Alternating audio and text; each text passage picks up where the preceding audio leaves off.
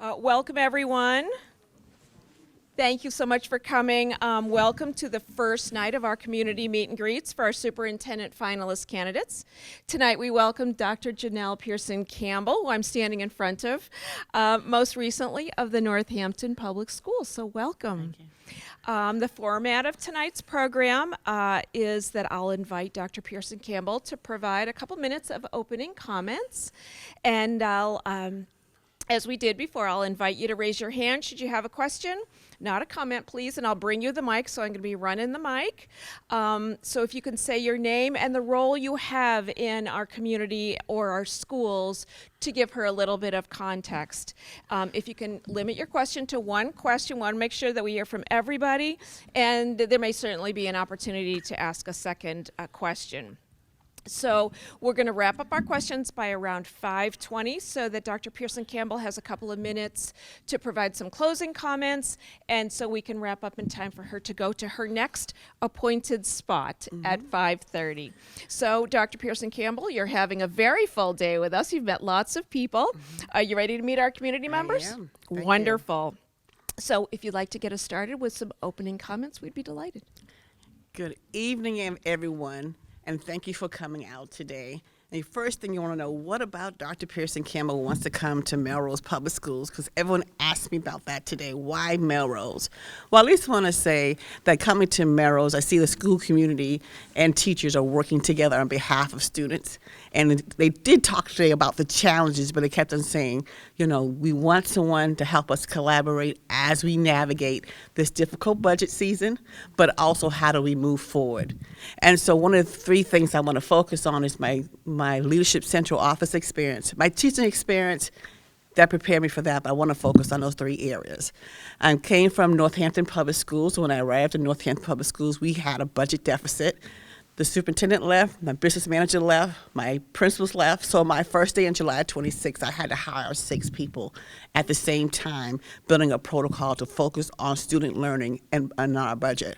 And so one of the things that my strength is really bringing people together, sending out information to the community so they understand the process of how the budget will be created. These are the decision making from that piece, because it's a collaborative process. I call it an interactive document. So from my office, you'll receive emails or messages to the newspaper about the process and what are the priorities. In addition to that, focusing on programming.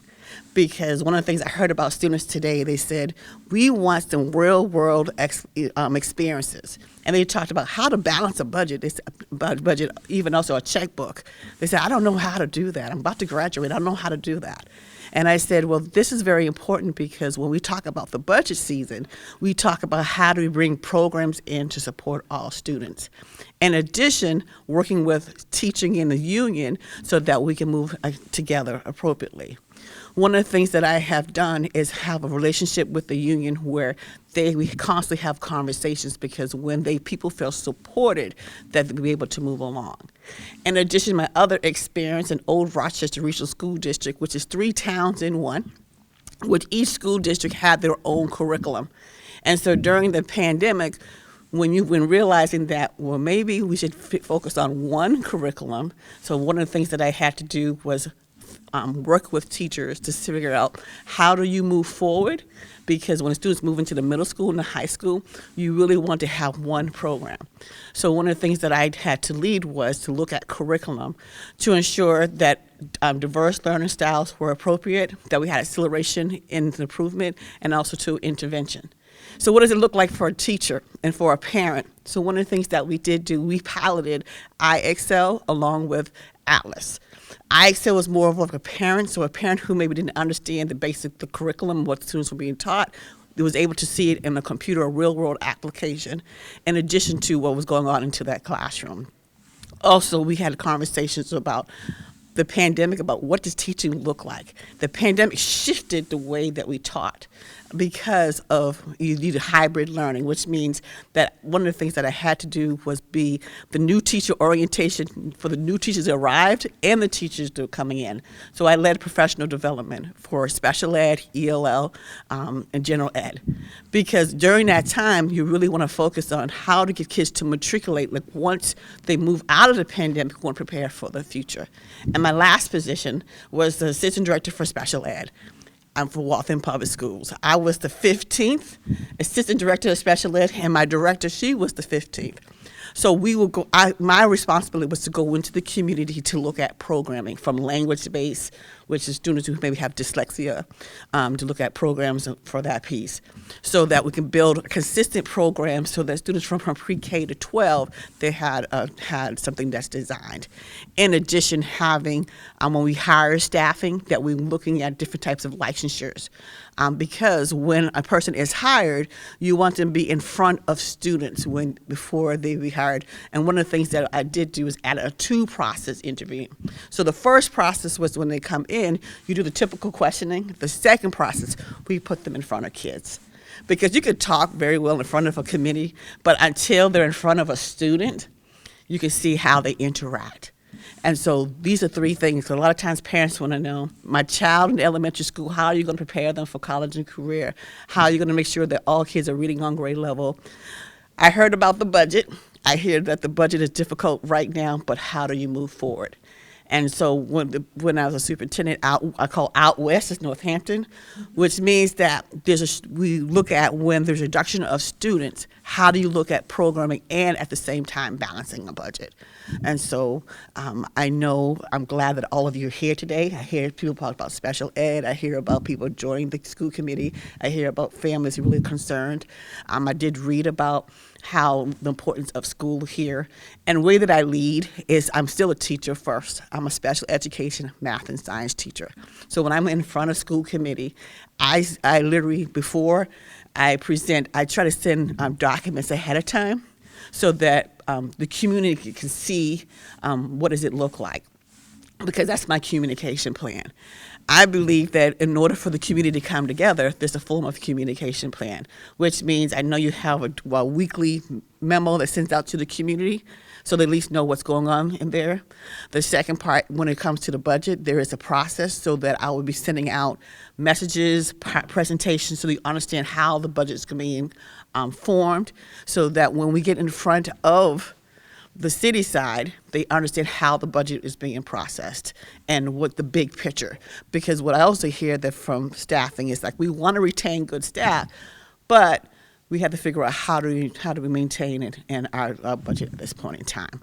And so I'm a special ed teacher by trade, so I chunk things, which means that when I come to the school committee meeting, there will be some explanations so that you understand the rationale behind it. And in addition, I have a communication plan, because you have to figure out how do you communicate to the district. Some people look at the webpage, some people look at your phone, some people looking for the phone. And so one of the things that I have done as a superintendent, especially when half a days, I call the week, having people call the week before, because you might not read the email or the newsletter saying, well, next week school's going to be out. So I always think about the staff and the community by constantly sending communication so that you can follow me as I lead the district, because it's going to take everyone. In addition, Sorry. Yep. I want to make sure we get to our community because they have some good questions for you. So if you can just wrap that up. I was trying to make sure I had my 4 minutes. So, so pretty much it's been a communication trying to make sure that everybody comes together. So I hope I had a good open response. I heard when I was walking around, I was hearing people talk. So I'm like, okay, I'll make sure I hit those topics while I'm here. So I can begin. I'm here to listen. Wonderful. Thank you so much. That was great. Mm-hmm. Questions for our candidate?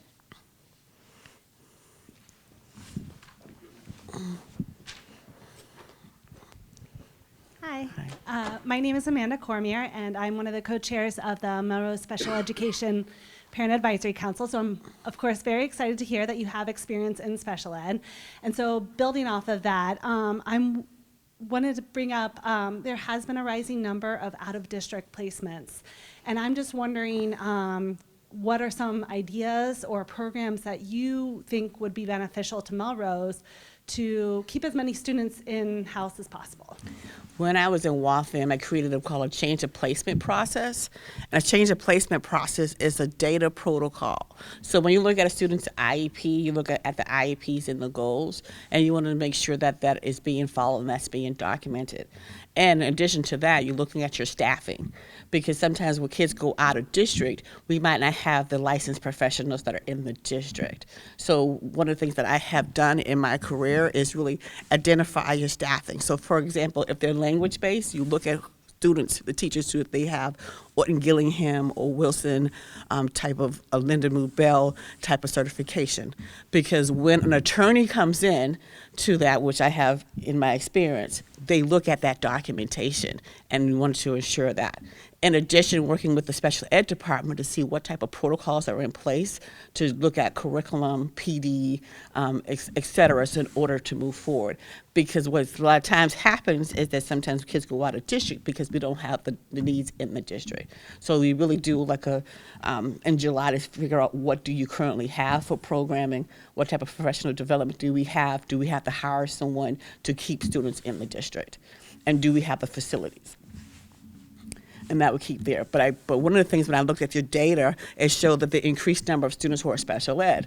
So that goes back to the change of placement process. Have the student been exposed to grade level standards? Have we looked at the tier 1 or looking at the curriculum? The state has sent out an email regarding looking at your literacy plans. I know you have Reading Street in my view. So those things have to be put into place so that you can keep more kids in the district. In addition to that, Department of Ed, the type, you can look at the students who are going out of district, you can look at what type of disabilities so that you can look at what type of programming to keep them in. So it's really multifaceted, but those are things that I have done. Thank you. Another question?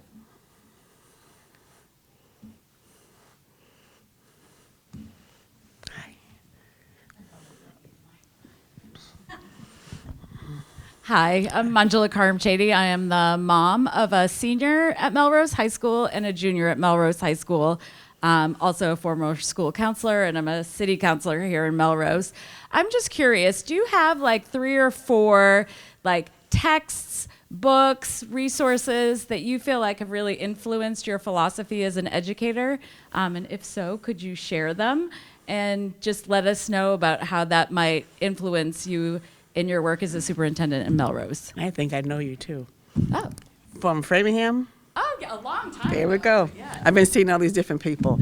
So in grad school, Surpassing Shanghai, it examined all the different international programs, and it talked about Japan, Holland, et cetera, but it talked about how school communities wrapped around students. So if a student who had a disability, they provided programs, and there was a connection between that. I also like to read different books, like some business books too. TCM, Turner's Broadcast News, when he talked about that. Also to Lee Iacocca, how he was designing the minivan. And so I look at different things. Plus, I watched Masterclass. It's an online demand, and this CEO of PepsiCo, and she did this philosophy where it was like people, performance, et cetera, something like that, and it would allow all of us to focus on everyone supporting the students. But thank you for that question. But those are the things that I remember from reading. But I like to look at different books and magazines. Plus, I like to, when I travel, I like to visit schools to see how schools are designed and what they look like. So those are things that I have that. Great. Another question.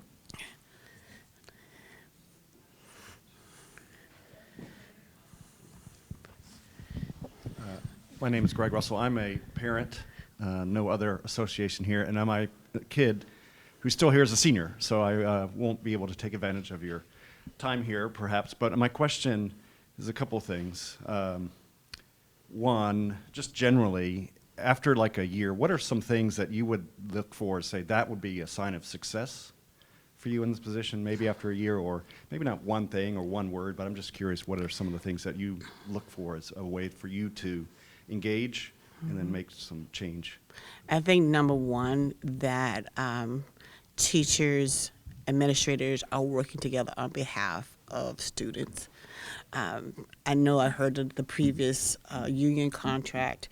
There was some difficulties in that conversation, and today when I spoke to the union, I spoke to the administrator. I'm like, have you sat down and had a closure where you sit down and have a conversation? And I believe in food, that you can sit down and break bread together, because when you break bread together, it allows people to talk about their concerns, but also what are the common agreements as you move forward. That's the first part. But the second part is also too looking at data to see if there's growth. I like looking at the MCAS to see how the subgroups are working on. I'm still a classroom teacher, so during the summertime there'll be a retreat by looking at our standards from the iReady. Also look at Edwin's analysis and looking at a plan for that as we move forward, so that there's a buy-in to say, all of us are responsible for all students. So there will be a plan in place, and that every community member can understand it and can explain it. I like to keep everything very simplified, so that you might not be an educator, but you know what a standard looks like because you have that link. You know that the new science skills because you have that, and you'll be able to see that. So in the weekly newsletters, you might see a science experiment from the different schools, or you might see an art presentation. So they're saying, no, we're all moving together based upon the priorities of the district. Is there a question over here?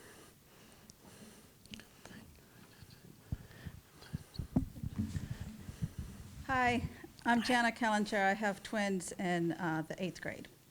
And my question for you is, Melrose for years has talked about personalized learning, competency-based learning, but they've never really fully implemented that, partially because of the pandemic and changeover of superintendents.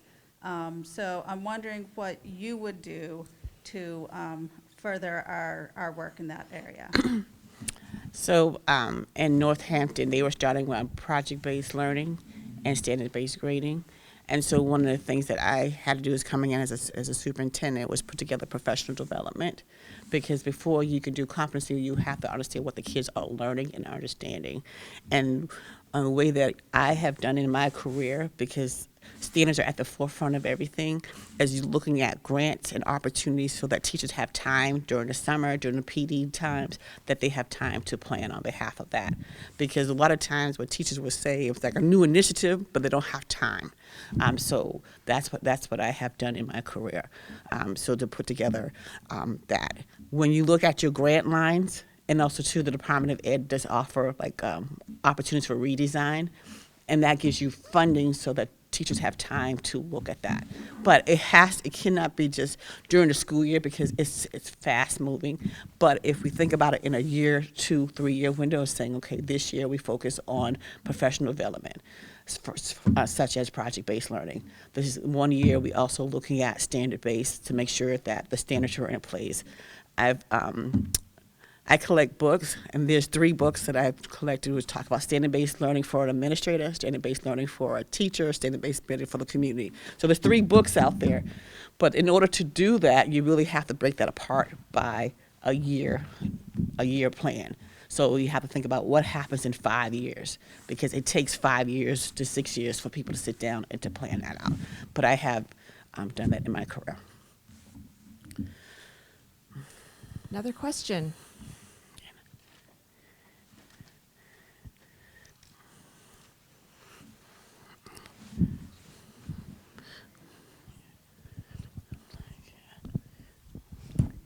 Hello again. My name is Mary Sparks, and I think you heard me say earlier I served as one of the co-chairs for the Special Education Parent Advisory Group for 5 years. And during that time, I worked with several administrators, superintendents, and I have talked to hundreds of people in this community from all grade levels, all backgrounds.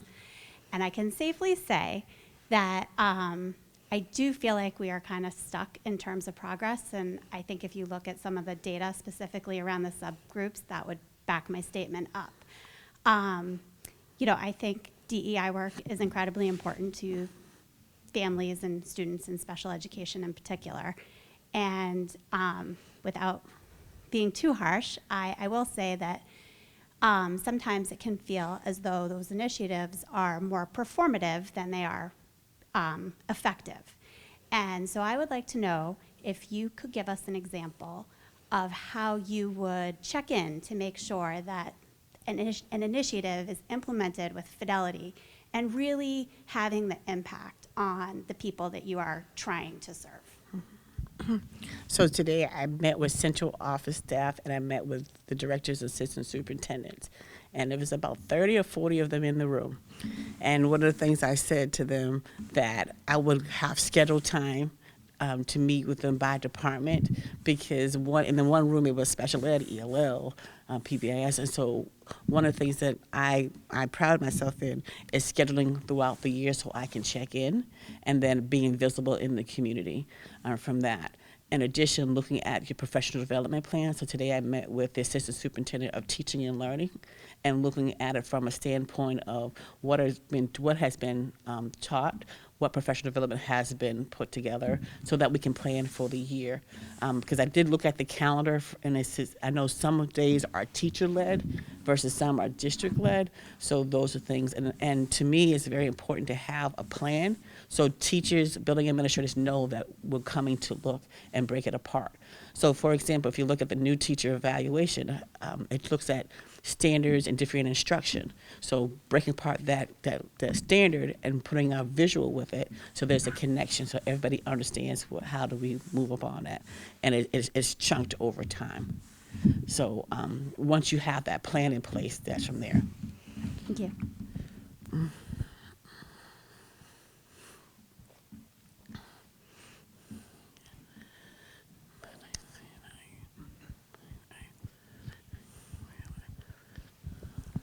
Hi, I'm Paul Broder. I'm the mayor, so you'll be seeing me a little bit later. But I'm looking around the room a little bit, and I'm not being critical by any stretch, but 90%, 95% of the people here are fully engaged parents with kids in the schools. My kids I went through the entire district. My kids went through the entire district. They're both out. What, if anything, do you want to communicate to the folks that you might not initially think of as direct stakeholders, community members that need to support the schools in order for us to move forward, but don't necessarily pay attention every minute, every meeting, every day? What do you want them to know about you and your hopes for the community? I think number one, that I'm student-centered, that I believe in academic excellence for all. I do have a track record for increasing diverse students prepared for the MCAS and beyond. This is my 21st year. I've also increased the number of diverse staffing, and this is not my job, but my lifelong career. People ask you why you want to be superintendent, especially during this time. I said because I have the passion to bring people together, and I'm a teacher by trade. So I do know there's a Patch newspaper. So one of the things that I have learned is how to be a socialite on Patch. These are things that are going on in Melrose Public Schools. Here we go. So you might not come into the school, but you constantly have to be the best cheerleader for the schools, so the schools understand, especially when a budget season is coming in and you want to know how does it impact the students and the community. Because if we're saying that we want to prepare all our students to be for our future employers, then everybody, it matters to everyone.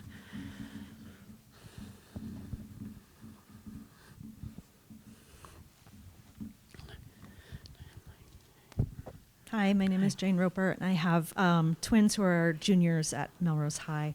And it sounds like you've learned a lot about Melrose and the Melrose community and schools. So I'd be curious to hear from you, what do you see as the biggest challenge facing our district right now? What rises to the top for you, and how would you address it? I think number one, working with the interim superintendent and the finance about the budget to ensure that we're working to balance it and to move forward. Because in order to do any educational programs, you need funding from that. And what does the process look like for decision making for that? And then a second piece, looking at your district school improvement plan to see how that connects that. And if we have to put teams together to relook at it in order to move forward. And look at a new set of fresh eyes based on the data pieces. Because what I've heard is that we really have to think about our data and our teachers to ensure that all students are moving ahead on behalf. So those are things that from there. And I always say I go back to the fundamentals of teaching and learning from that piece.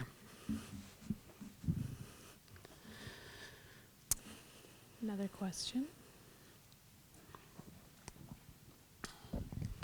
Hi, my name's Seamus Kelly, and I'm going to be one of the incoming school committee members. And one question I have for you is, in the past, what have you done for attracting and retaining teachers, staff, and administrators? Well, I can say proudly that when I came to Northampton, we lost 6 administrators. When I first arrived, they resigned. But one of the things that, it wasn't because of me, I was new to the job. So on July 26th, superintendent, was gone, the business manager, principals.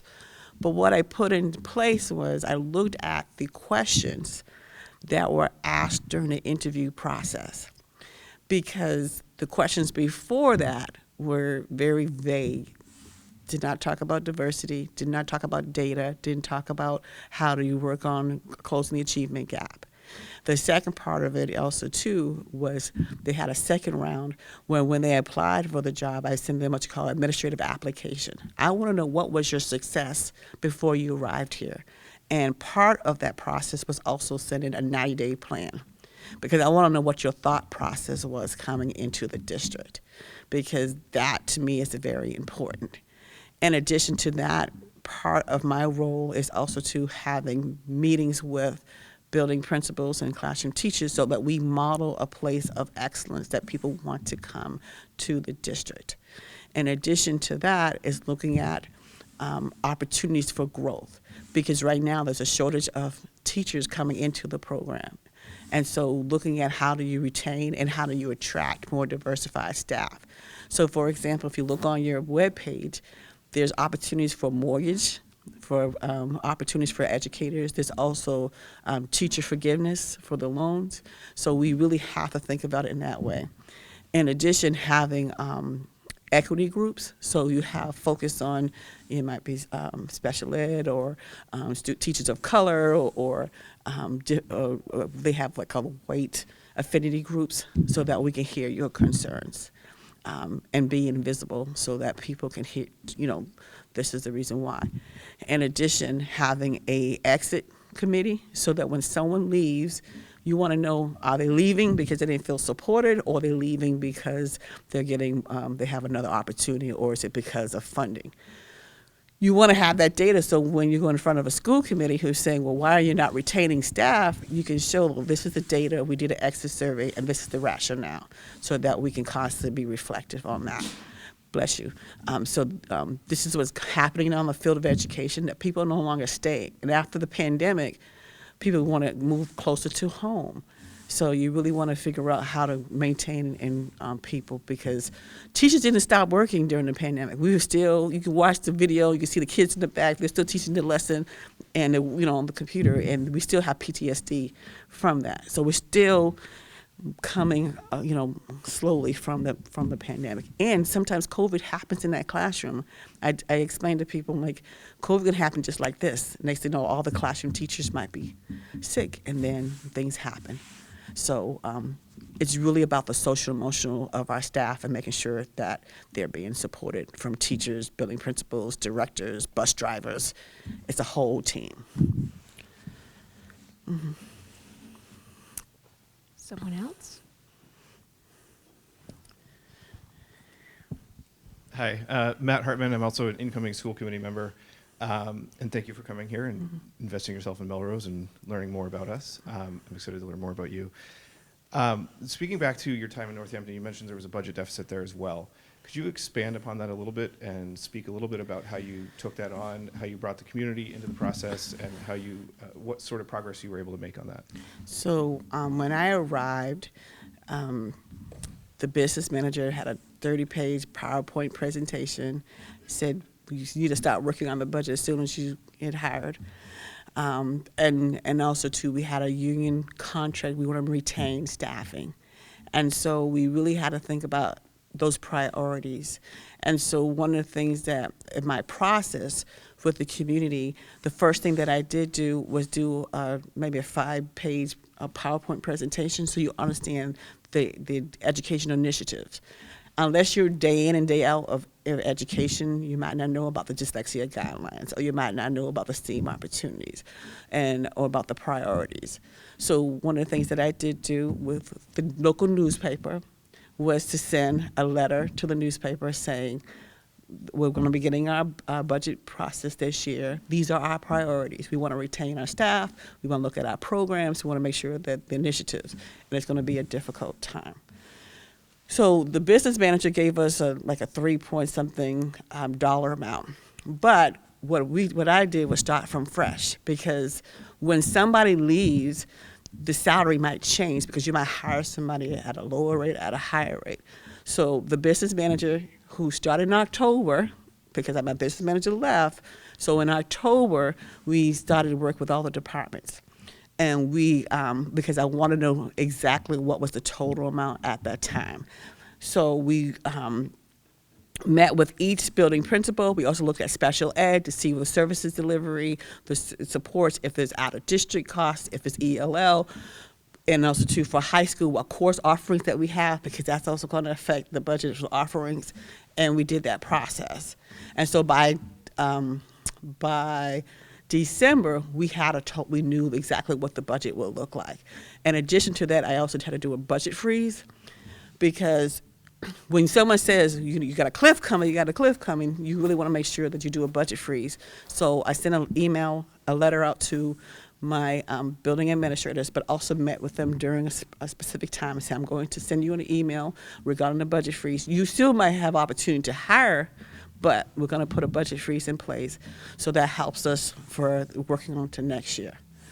And so by November came, we know exactly what was the budget, the total amount. When we go to the mayor, we was able to present and say, okay, if we do level funded, this is how much it's going to cost us. And the mayor's going to be saying, well, I don't have that, but I have two. Thank you. So he's going to say, I don't have that. You have to go back and reduce. So one of the things that we did do was use an Excel chart and say, this is the total amount that we had to reduce. And that we figured out for each building how much they had to reduce by. So then the building principal and the directors had to go back to their budget to see what can be reduced and what positions. So we looked at enrollment, we looked at class sizes, we looked at if anybody's retired, so that when we presented to the community, they knew what each school enrollment looked like, and they also knew the reductions. And from that. And then we also had to look at our ESSA funds. So 2025, the ESSA funds will no longer be here, so that whatever on ESSA funds, you have to move that back to general funds. And so it's like a movement of the dance, and looking at what is our grant lines to see what is on there and how do you move around. So it's really, you're thinking about a balancing act, because what I was reading, somebody said you go line by line, but I'm like, it's a balancing. So if you reduce here, it's going to have an effect over here. So that's what I have done in the budget. Someone else?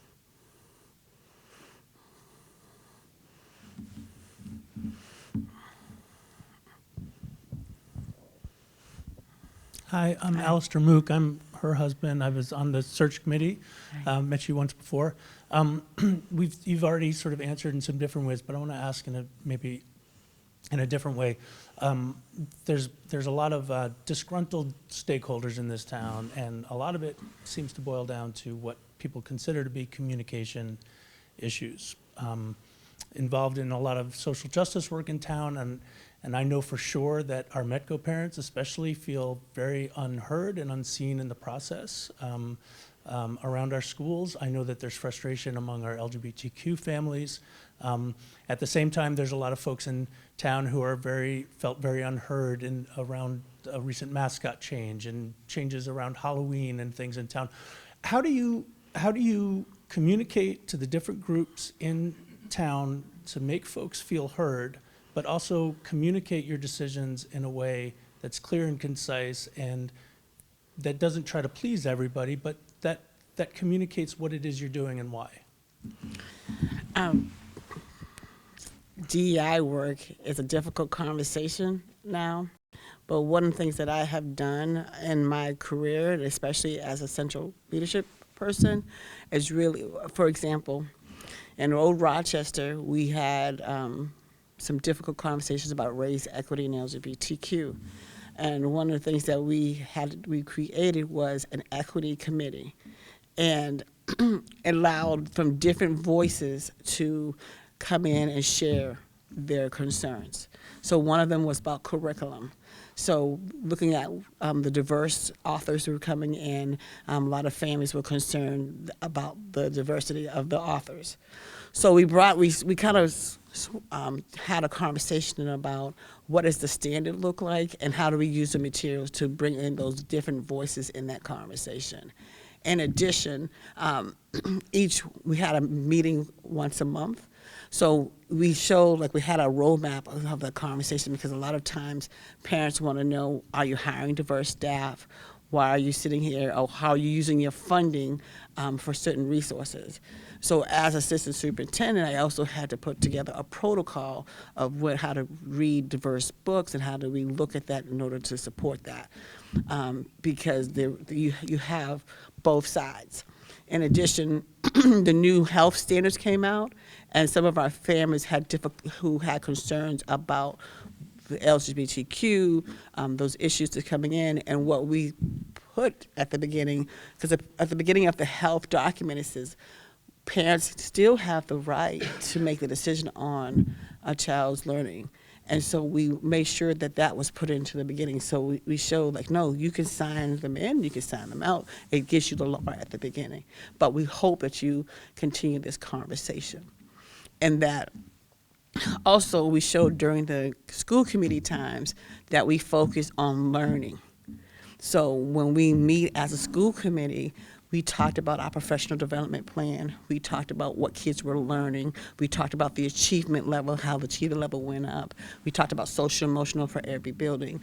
We also brought in the acceleration roadmap. So the acceleration roadmap is from the Department of Ed, and it has 4 phases. The first phase talks about sense of belonging, so that everyone who comes in, that they feel supported. But also it talks about if our English language learners, our students of color, our diverse students coming in, that we're ensuring that they also feel seen and heard. And then we also talked about how academic performance is looked at from the data perspective.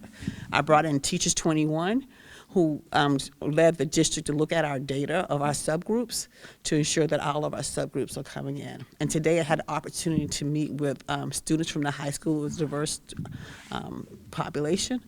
And the students and I want a student who was from MECO, and she says, I didn't feel like I was supported. And I just said, well, were you part of the activities? And she said, well, the bus used to have a 4 o'clock bus, now I have a 6 o'clock bus. I said, well, what are the things that have you been? She's like, honestly, I really never thought about that. She's like, I wish I had someone to guide me to say, while you're here, take advantage of all the opportunities. And I said to the kids, I'm like, whoever comes in as superintendent, I told them about watching Back to the Future movie, and I said, this is the time that you take advantage of everything that's in front of you, because this is the window. And when you leave high school, you might not have those opportunities because it's just things might happen. So I know as an educational leader, I try to guide people to sit down who have different beliefs, who have different opinions, to sit down and talk to one another. Because in this day and time, I call it Twitter, Facebook, Instagram, that we don't sit down and talk to each other. That you have a commonality, which is a student, but sometimes people want to send messages off of Instagram and Facebook that we have to do, I call it old school communication. Put your phone down, come in and sit down, and let's have a conversation on behalf of kids. So, Another question? Seamus Kelly again, an incoming member of the school committee. Like Northampton, Melrose's mayor will serve on the school committee. And I'm kind of curious, what's your approach for fostering a positive relationship with the mayor, who's a member of the school committee, but also advocating for the school district's needs above all else? Well, having a set schedule with the mayor, that we meet every other week to talk about what's going on in the schools, and also too, when it's agenda setting time for school committee, that we can talk about what's going on in the school committee and to advocate. Also, when the presentation for the budget, to show these are the needs of the district and with data behind that, so that they understand this is the reason why we need the funding for this to move forward. So for example, when the budget was produced, we realized that we need to increase more math interventionists at the elementary school level. And so we were able to show, like, this is the reason why we're adding this to the budget. Also, when we do anything for connection for the high school, we also put an adjustment statement saying we needed more like, not security, but school monitors. And we gave information why do we need more school monitors. Because the mayor runs the city, but they might not understand the educational background. So it's my responsibility as a superintendent to provide educational background from special ed, from ELL, from also to the policies that are coming up. And really, I call it the Cliff Notes version, that I have read through the policy and say this is why it's going to affect the school.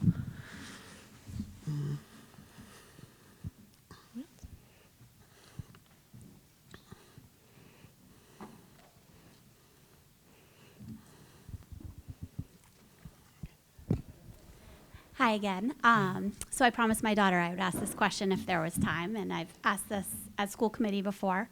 But I think this is a nationwide problem, not a Melrose problem. We have adopted a lot of digital curriculum, especially in the last 3-4 years. Have you ever eliminated a digital curriculum based on data? And if so, what was the data, and why did you make that decision? Okay. It was called, I call it Froggy, but I think it's called Freckle Math. I'm a math teacher by trade, and before I became an educator, I went to pharmacy school. So they, when I arrived in this district, they had Freckle Math, and I hope I'm not going to be, Freckle Math going to sue me for saying this, but it wasn't standard based, and also they could be, but I remember at the time, so we put in iExcel, and so we replaced it. And we started off in the first grade as you move up. But we did it for 15 minutes. All we did was 15 minutes, and that's it. And it connected back to their math book. And one of the things that we did do was to look at the math schedule. So, for example, normally you'll say like 8 to 9 is math. But we broke apart the schedule, so we chunked it. For every 15 minutes, the small groups. So the teacher was able to support the students individually as a group by doing that. One of the things a lot of times kids don't understand, planning for the future. When they finish school, they might not be in a typical school program. So that is going to be part of the conversation of how to do a hybrid learning. But I think the key thing is the amount and the timing and how to connect back.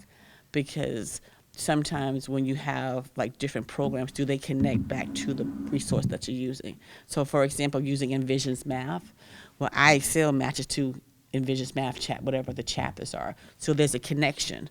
So I think sometimes there has to be a connection to whatever you're learning with the software program. So, and then also too, I think the planning, and if a student, if they're in 5th grade and they haven't received it in 2nd grade, 1st grade, and kindergarten, versus someone who started in 1st grade can see the trajectory, is a little bit different. Can I ask a follow-up question about math? Yeah. As a math teacher, how do you feel about math online? I mean, not showing your work. I think it's an assessment piece, but I also believe you still have to show your work. I'm an old-fashioned notebook. I still have a notebook in front of me with that piece. You still need both. I believe, and maybe I'm just old school, you have to have a notebook. And the reason for that, because in college, I always explain to students, one day you finish high school and you might have a midterm and a final, and that's it. So we have to teach you skills here so that when you enter college and you have a midterm and a final, that you have those study skills in place in order to move forward. And I also I collect math books. So there's certain math books, sometimes there are gaps in it, and that's the reason why you need that math book to explain those step-by-steps from that piece. Great. That brings us close to the end. We'd love to have you provide some closing comments, Dr. Pearson-Campbell. Oh, well, I'll make sure I'm short and sweet. So I thank you for the opportunity to hear my insights about Melrose Public Schools. Today I had a very quick, I went to elementary, middle school, it was just coming around, but I was very excited to hear about people working together. They're looking for somebody to listen to them, but they're also looking for someone to lead them as they transition to a new superintendent.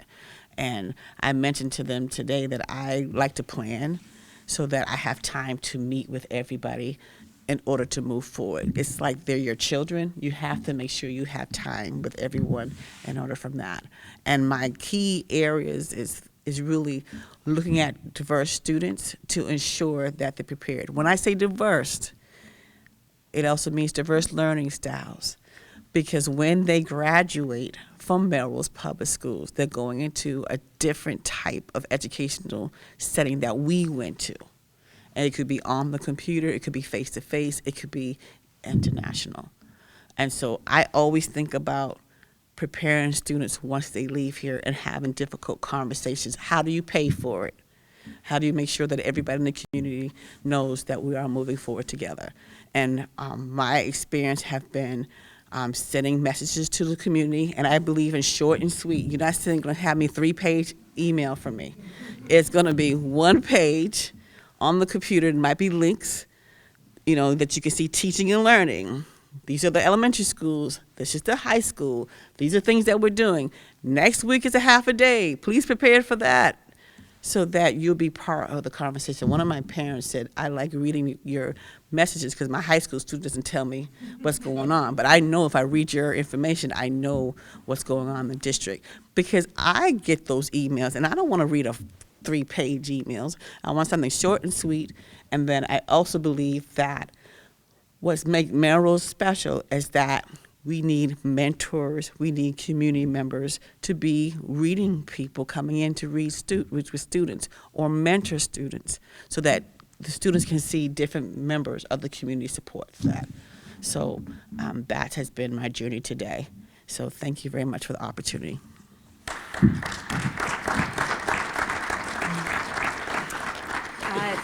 Thank you so much, Dr. Pearson-Campbell, for being with us tonight, and we thank you for all your interest in and advocacy and passion for what you've seen today and for public education in the city of Melrose.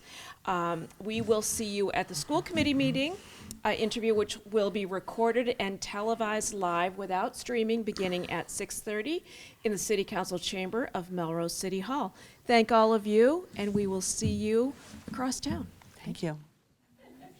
Welcome, everybody, to the second night of community meet and greets for our superintendent finalist candidates. I'm Margaret Driscoll, chair of the school committee, and tonight we welcome Mr. Adam Deleidi, who is currently deputy superintendent in the Chelsea Public Schools. So the format for tonight's program is the same as last night. I'll invite Mr. Deleidi to provide a minute or two of opening comments.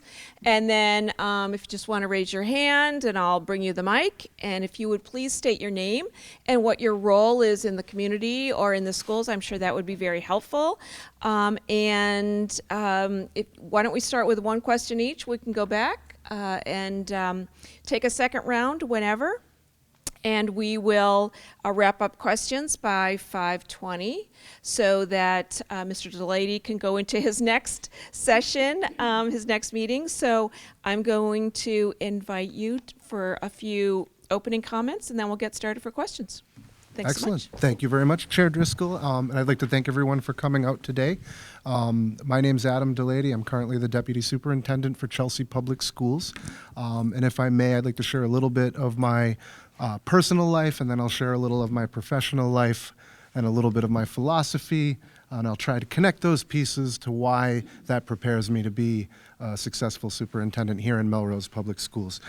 So personally, I grew up in Chelsea and started my first job in Chelsea. I currently live in Wakefield. I married my wife, who I met teaching. So my wife is a teacher. I bring that up for a variety of reasons. Number one, being a central office employee, she keeps me grounded and makes sure I'm making decisions that I understand the implications that those decisions have on teachers. I live in Wakefield. We've raised 2 children, are still in the process of raising them. One is a junior at Wakefield High School, one is a freshman at Wakefield High School. As a matter of fact, he's currently on the football field right now playing a JV football game against Melrose High School. So I drove my daughter's car here today, so my W on the back of my car didn't stand out, so we're going to have to figure that one out.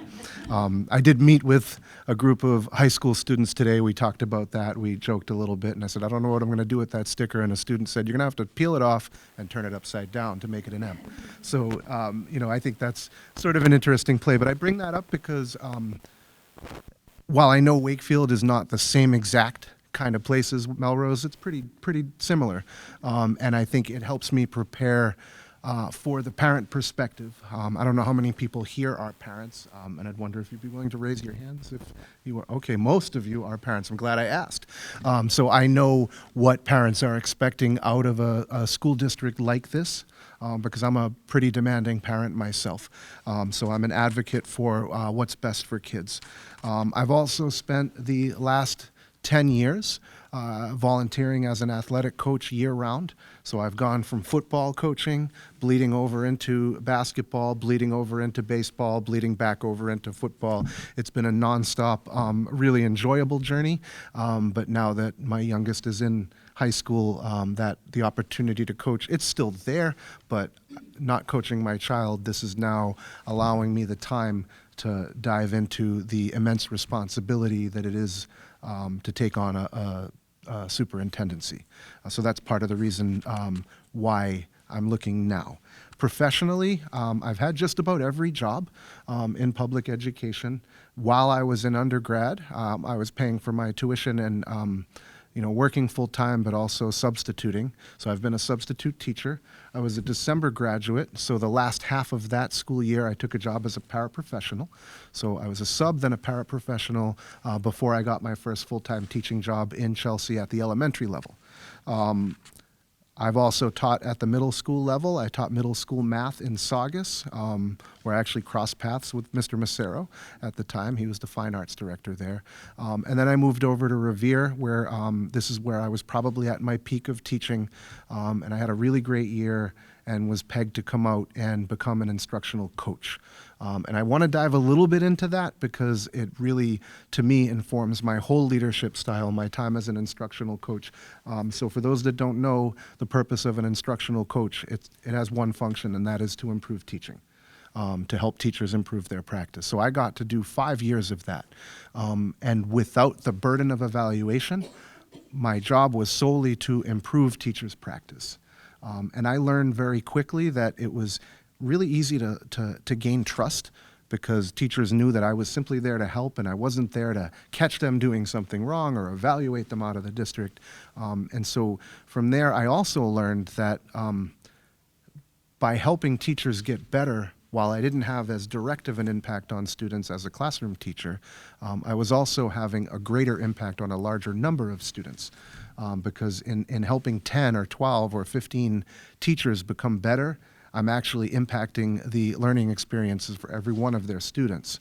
So that started to become my philosophy in leadership, and I said I want to be able to impact more lives, more students' experience. And it's not really just about the math at that point. It was really about the pedagogy, creating environments where students are challenged, but their needs are met, and the learning was relevant. So for that point, at that point, I became an assistant principal. So I was able to learn about UDL at that point. This is going back to about 2011. And I have been extremely pleased in talking to people today in Melrose, learning about the UDL implementation in the district. For those that don't know, that's Universal Design for Learning. And if you want to look me up, that's been a really big part of my life. And I am a really strong advocate for Universal Design for Learning. It's actually in my Twitter bio, if you want to see that. And so as an assistant principal, I was able to implement UDL at a middle school level for about 4 years, and we got some great results. And at that point I said, well, now I want to be a principal so I can have an even greater impact. So full circle, I ended up going back to Chelsea at an elementary school. I'll tell you a little bit about that because I think that sort of takes the next step in terms of my leadership. I inherited a school with a very toxic climate. Teachers were not happy with each other. They were divided. The school was performing at the 6th percentile in the state, meaning they outperformed only 6% of the state's schools, meaning they were outperformed by 94%. And I took the approach that I took as a coach and told those teachers, listen, I'm here to support you. I know things have been rough, but here's what we want. We learned about UDL, we implemented UDL, I provided a North Star and gave teachers autonomy to do what's best for kids. I believe that teachers are artists and we need to let them paint, so I did so, but also provided some guardrails and some accountability. And I kept telling them, I want you to take risks, and it's okay to fail. And if you fall on your face, I'm going to be there to pick you up. They didn't believe me. They didn't believe me. And I kept hearing the phrase, I'm waiting for the other shoe to drop. I'm waiting for the other shoe to drop. The other shoe never dropped. Long story short, well, long story less long. At the end of 3 years, that 6th percentile school became 25th percentile school. And the thing that I'm probably proudest of in my career is that in a district where it's been historically transient for students as well as teachers, we had 2 straight years where not a single staff member left. Not a single teacher, not a single paraprofessional, not a single clerk left. Everyone in that school stayed, and I believe it was because of the culture of trust and autonomy, as well as the ability to support teachers and develop their practice. So at that point, I was tagged to go into central office as an assistant superintendent. I was pressured, you could say. And so at that point, that was 2019. So in Chelsea, I moved into central office as the assistant superintendent for student services. And my superintendent at the time saw potential for me to become a superintendent, so she decided to put me over a bunch of departments that I had no idea how to lead. So I had to run the Parent Information Center. I had to run the health department and all of the school nurses. In Chelsea, the school nurses are under the school department. I knew nothing about nursing or nurse management, and a whole bunch of other things that I had to be in charge of in terms of management and operations. So at that point, COVID hit. And so now, by default, I'm also in charge of all the COVID protocols because I was over the health department. But in my time there, I was able to take that same approach of trust and autonomy, building a culture of allowance for people to be them, so that it wasn't micromanaged, it wasn't top down, and the people that report to me, and that's a list of principals, curriculum directors, special education directors, health managers, out of district people, all those people know that they have the ability to take risks, and if they fall on their face, they know that I'm there to help pick them up. So that's a little bit about my personal life, my professional life, and my approach to leadership. And with that, I'd love to open it up to some questions. Some questions. I have to get to a soccer game. So, hi, my name is Mary Sparks. I served as one of the co-chairs of the Special Education Parent Advisory Council for 5 years. I have 2 kids on IEPs, and I'm going to be honest, I am exhausted. I feel like I've tried to be collaborative and give lots of recommendations over the years. I've been really hopeful, but when I get texts like this from my child, I sometimes feel, and they come often, that I'm out of options. He's 7th grade, he's going into 8th next year, and I'm like, okay, what's left? An out-of-district placement, or is it private school? I'm going to read you this text, and I would just like to know what kind of steps you would take, on day 1, because I feel like we're out of time, in my house anyway. So this was Monday, November 6th. I'm going to fail my test. Well, yes, you are if you think like that. He's not helping me at all. I want to leave. I hate it here.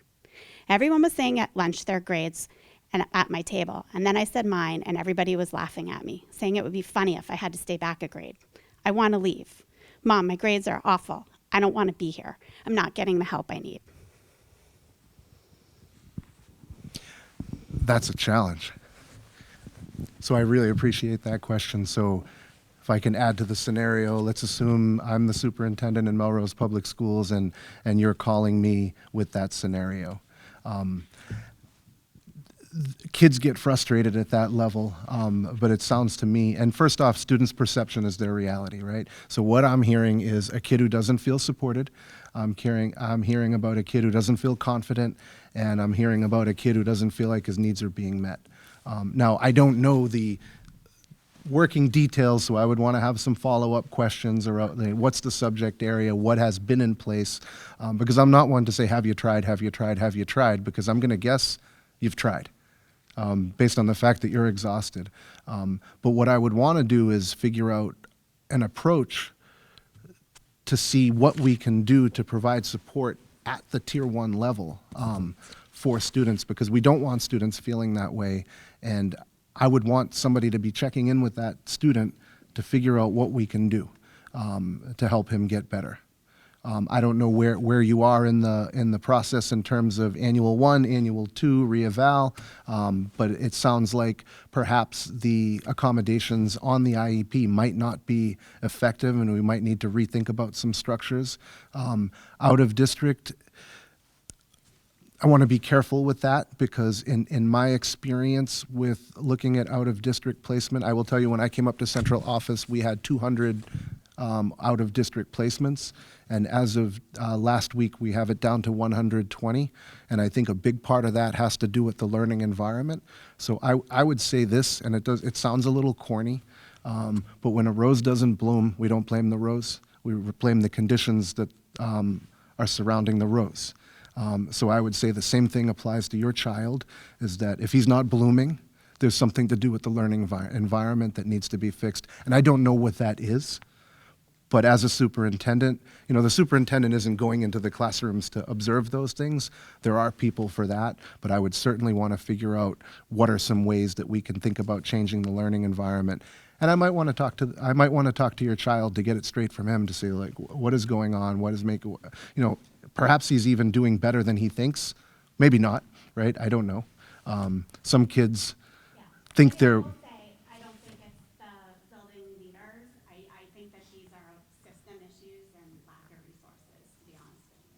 Okay, fair enough. Thank you. Another question?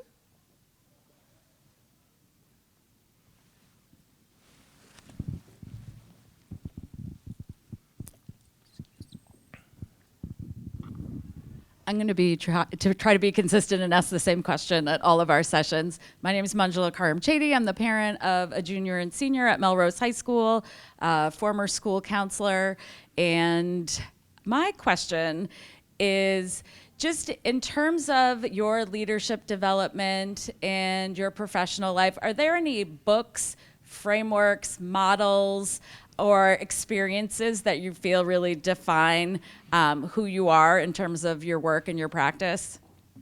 2. Stephen Covey's Trust and Inspire.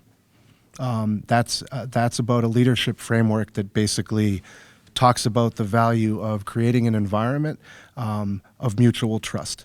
And one of the big things that comes across in that book is you can't expect people to trust you if you don't trust them first. So we have to extend some trust, and I believe in something called the fractal nature of schools.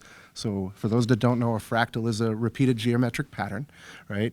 And so the fractal nature of schools essentially means that an organization or a school district takes on the sort of personality of the leader. And so when the leader is trusting and inspiring his or her people, that idea kind of goes through. So ultimately, everything boils down to what things look like for kids.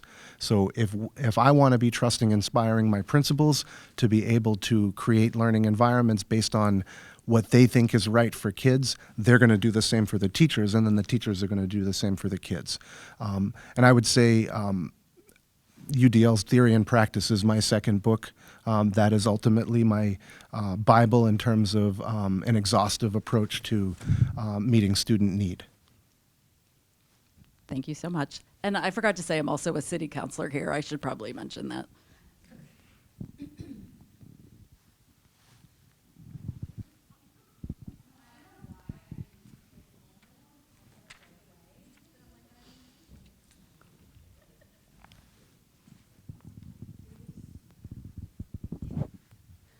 Hi, I'm Amanda Cormier. I am co-chair of CPAC with Mary for many years, and now my current co-chair was on the screening committee, so I think you already met.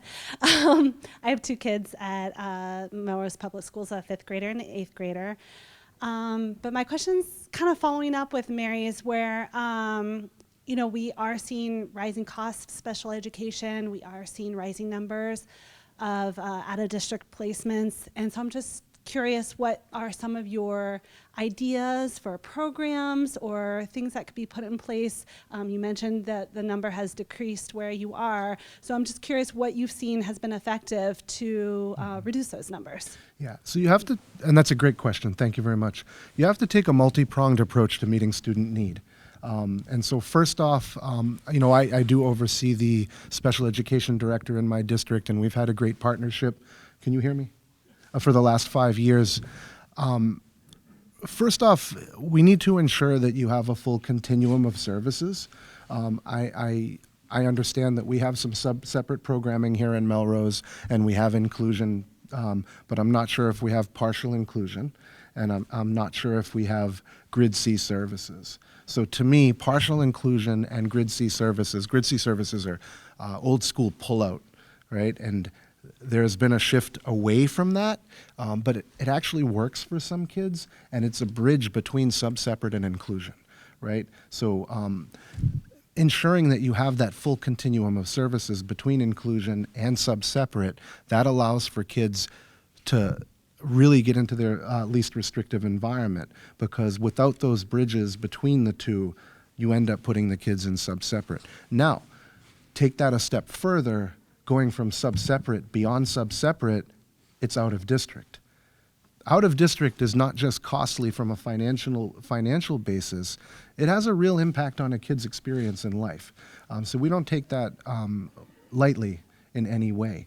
And so what we can think about, and what we've done in Chelsea Public Schools, is look at our sub-separate programming and look at ways to make it more intensive and more supportive. So we've actually brought in the ACE program, and what that is it's about discrete trials and figuring out very specific individualized goals for students. There are some parameters that are guidelines and expectations in those programs. So for example, you cap your class size at 9. You have a teacher and 3 paraprofessionals. So you essentially have 4 adults with no more than 9 students. And in those classes, those adults are highly trained with discrete trials and ABA. And so it's a really supportive environment. And I can tell you right now, we have 40 students in our early learning center that would otherwise have been outplaced, and they are all. We've been able to keep them all within the school. And as a matter of fact, I'm in those classes a lot. And if I'm having a bad day, that's where I go. It's just a really wonderful place to watch kids who would otherwise be placed out of district getting the supports that they need. And it is a little bit expensive, and that's part of the theme that I'm hearing here as I'm learning more about Melrose is money is a barrier to a lot of things. But I will tell you this, when you create budgets are value statements. If somebody's looking at a budget who is not familiar with the district, that budget should tell people what you value. And I have a lot of values, but I don't think I have a stronger value than students with special needs. Students with special needs are the most important people in this district, and they're the most important people in any district. And because when you don't give them those needs, when you don't meet their needs, it has a really detrimental impact on their lives moving beyond schools. So I take that extremely seriously. And while yes, we have budget challenges and financial challenges, we need to ensure that we are supporting our students with special needs.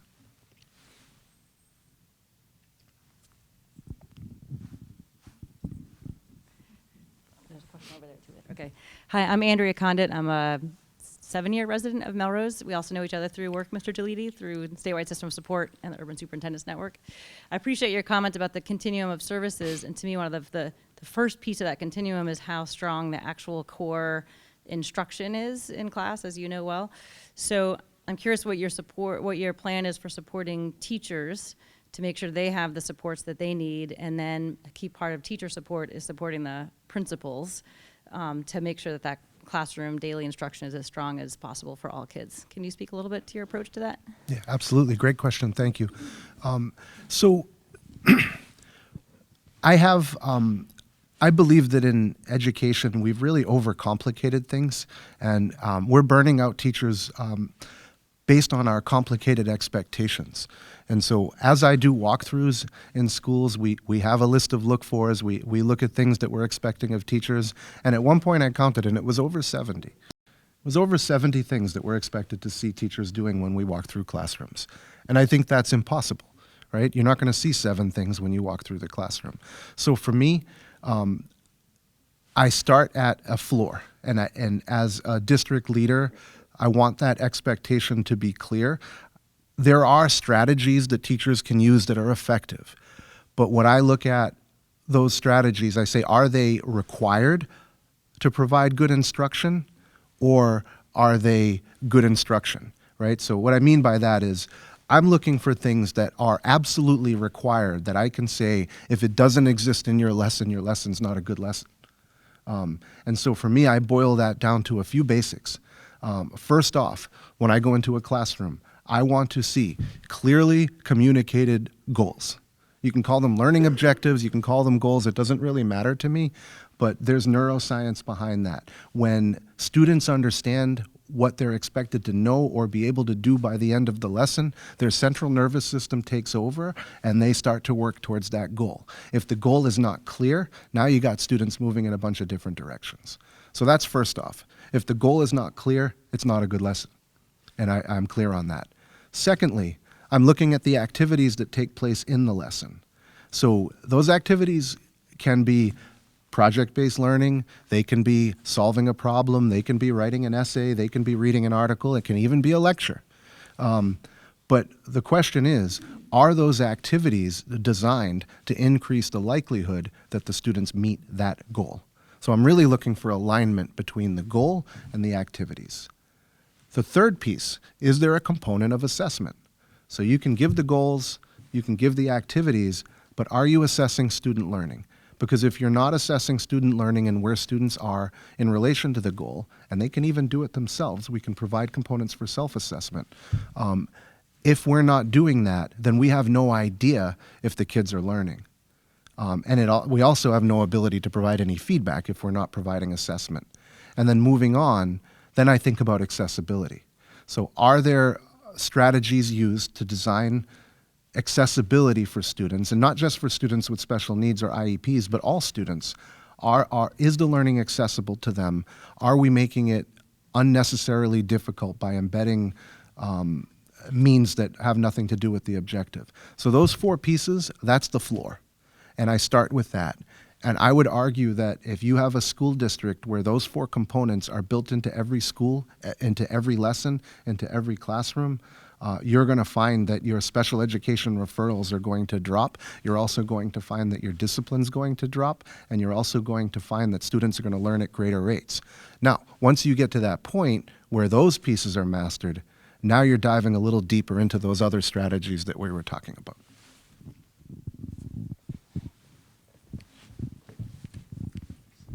Hi, my name's Seamus Kelly, and I'm an incoming member of the school committee, but also have 2 daughters here in the school district. I have a question for you. In Melrose, if you're selected, you'll serve, we have a member of the school committee who's our mayor.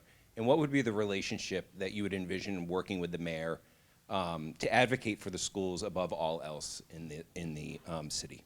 Yeah, and first off, I've been in preparation. I've been, watching the school committee meetings and watching the interactions on television. And first off, I think it's a wonderful thing to have the mayor present at the school committee meetings because, number one, the mayor is going to be extremely knowledgeable about the inner workings of the schools and actually has a vote in some of the decisions that are going on. So that right off the bat means that there's going to be a relationship between the mayor and the schools. But in terms of the direct relationship between the mayor and the superintendent, I would hope that we could structure a scheduled meeting, perhaps monthly, depending upon the availability of the mayor. Both people are going to be extremely busy, but if you don't carve out that time, you're not going to be able to communicate.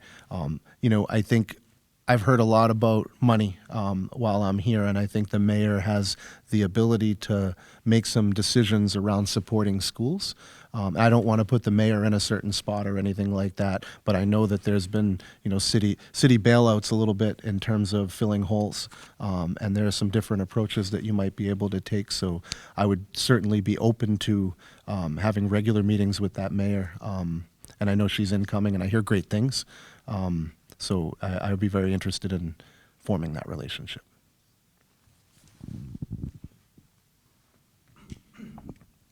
Hi, I'm Alistair Mook. I was on the search committee for you, and I feel like we picked the 4 best candidates for the job. I'm also a father of juniors here at the high school. So I have a challenging question for you, and there's an assumption involved. We have 4 candidates coming in. This is a competitive position to get. Of those 4, you're the only white, straight male in the group. 2 of the colleagues have had some trouble in their town, one of whom, arguably, depending on who you asked, that trouble has to do with the fact that she's a woman of color who has pushed back on a system that is stuck in old ways of doing things. I wonder if you could talk to us about your understanding of the word privilege, and if you were to get the job as superintendent, what will you do to make sure that our historically marginalized populations feel seen and heard by you? Yeah, that's a really good question. I really appreciate that. I will be completely honest. The concept of privilege was, it was something that I worked really hard to learn about and struggled with some cognitive dissonance, to be perfectly honest, and I'll tell you why. I did grow up in Chelsea, and I grew up with some really hard financial times. And I've also been in classrooms where I was the only white kid quite often. And to be perfectly honest, when people talked about white privilege, when I was first learning about the concept, I had some cognitive dissonance about that. I didn't acknowledge that I had any, to be perfectly honest. And it was because of my upbringing. It was because of my defense mechanisms kicked in, as a lot of white people experience. I feel like I scratched and I clawed to dig myself out of poverty. I was on my own at the age of 19, worked full-time through college, scheduled my classes on Tuesdays, Thursdays, and I cut meat at the Hilltop on Mondays, Wednesdays, and Fridays, right? And so when people told me that, you have your job because of your privilege, I said, you don't know anything about me. So that was my initial stance. But as I learned more about it, I realized that, you know what, even with that, so I didn't experience financial privilege, but I did experience white privilege. And that is something that took me a long time to learn. And at this point now we're looking at the candidates that we have. And yes, I believe I am the only white straight male out of the 4 candidates. But I can tell you that in terms of working towards equity, my entire career has been in urban districts, and I have been an equity warrior fighting for the students in my district. And part of the reason why I think Melrose could be a good fit for me, and I will tell you this, is that as I look at its surface, Melrose is a high-performing district at its aggregate. Melrose has high graduation rates. Melrose has low dropout rates. Melrose has high percentages of students that are attending 4-year colleges. But as you peel back that onion, you look at your English language learners, and their dropout rate is 23 times their non-identified counterparts. You look at your discipline rates, you have low suspension rates, but your black students are suspended at 7 times that rate. And I did, during the screening interview, I got those 2 pieces of data mixed up, and I went back and looked because I had the L dropout rates mixed up with the graduation, the suspension rates. So as I look, I see the things that I've done in Chelsea and the things that I've done in Revere. And I've also experienced a dichotomy that has really informed my work in Chelsea. So as a parent in Wakefield and watching 2 kids go through the Wakefield public schools, watching my daughter get cello lessons in 4th grade and watching her develop her cello abilities, watching both of my children have class trips to New York and Washington, watching the marching band at the football game and watching 3,000 people attending a football game, and then going to Chelsea and seeing 6 people in the stands with no marching band, right? Seeing no orchestra. So I live this dichotomy, and it drives me to see, why are my kids getting this? And why are the kids in Chelsea not getting this? And so as I come to Melrose, it's a different situation. And to be perfectly honest, I've had my whole career in urban education. So it would certainly be a challenge for me. I have about 10 years left in my career.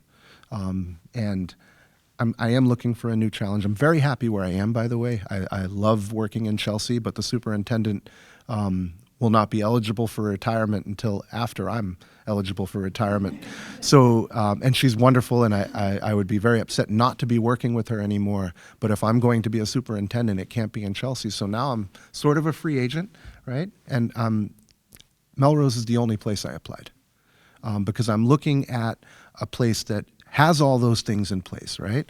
This appears to me to be a district, a city where people are passionate about education. Now, they might be on other sides of the aisle in a lot of issues. However, they're all passionate. And the fact that you're all out here today just to have input in terms of who the next superintendent might be validates that opinion of me. So for me, I know how to work with marginalized populations. I know how to support marginalized populations, and I have been an advocate to ensure equity for those marginalized populations. I hope that answers your question.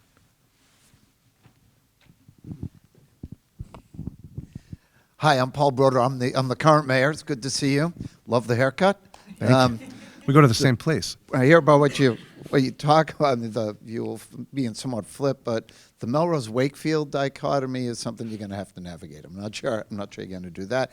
And I will say, reflecting on your comments about how to relate to the mayor, I'm honestly wondering, with all due respect to John, I'm wondering if you can start 4 years ago. But the question I ask is, as you know, I won't be the mayor anymore, and I don't have kids in the schools anymore. I have a couple nieces and nephews still bouncing around. What is your message, or how do you communicate with the greater community about the value of education, the importance of investing in education, particularly for those stakeholders, those community members that aren't necessarily customers of the school? So you're talking about beyond the sort of greater school community, the community in general.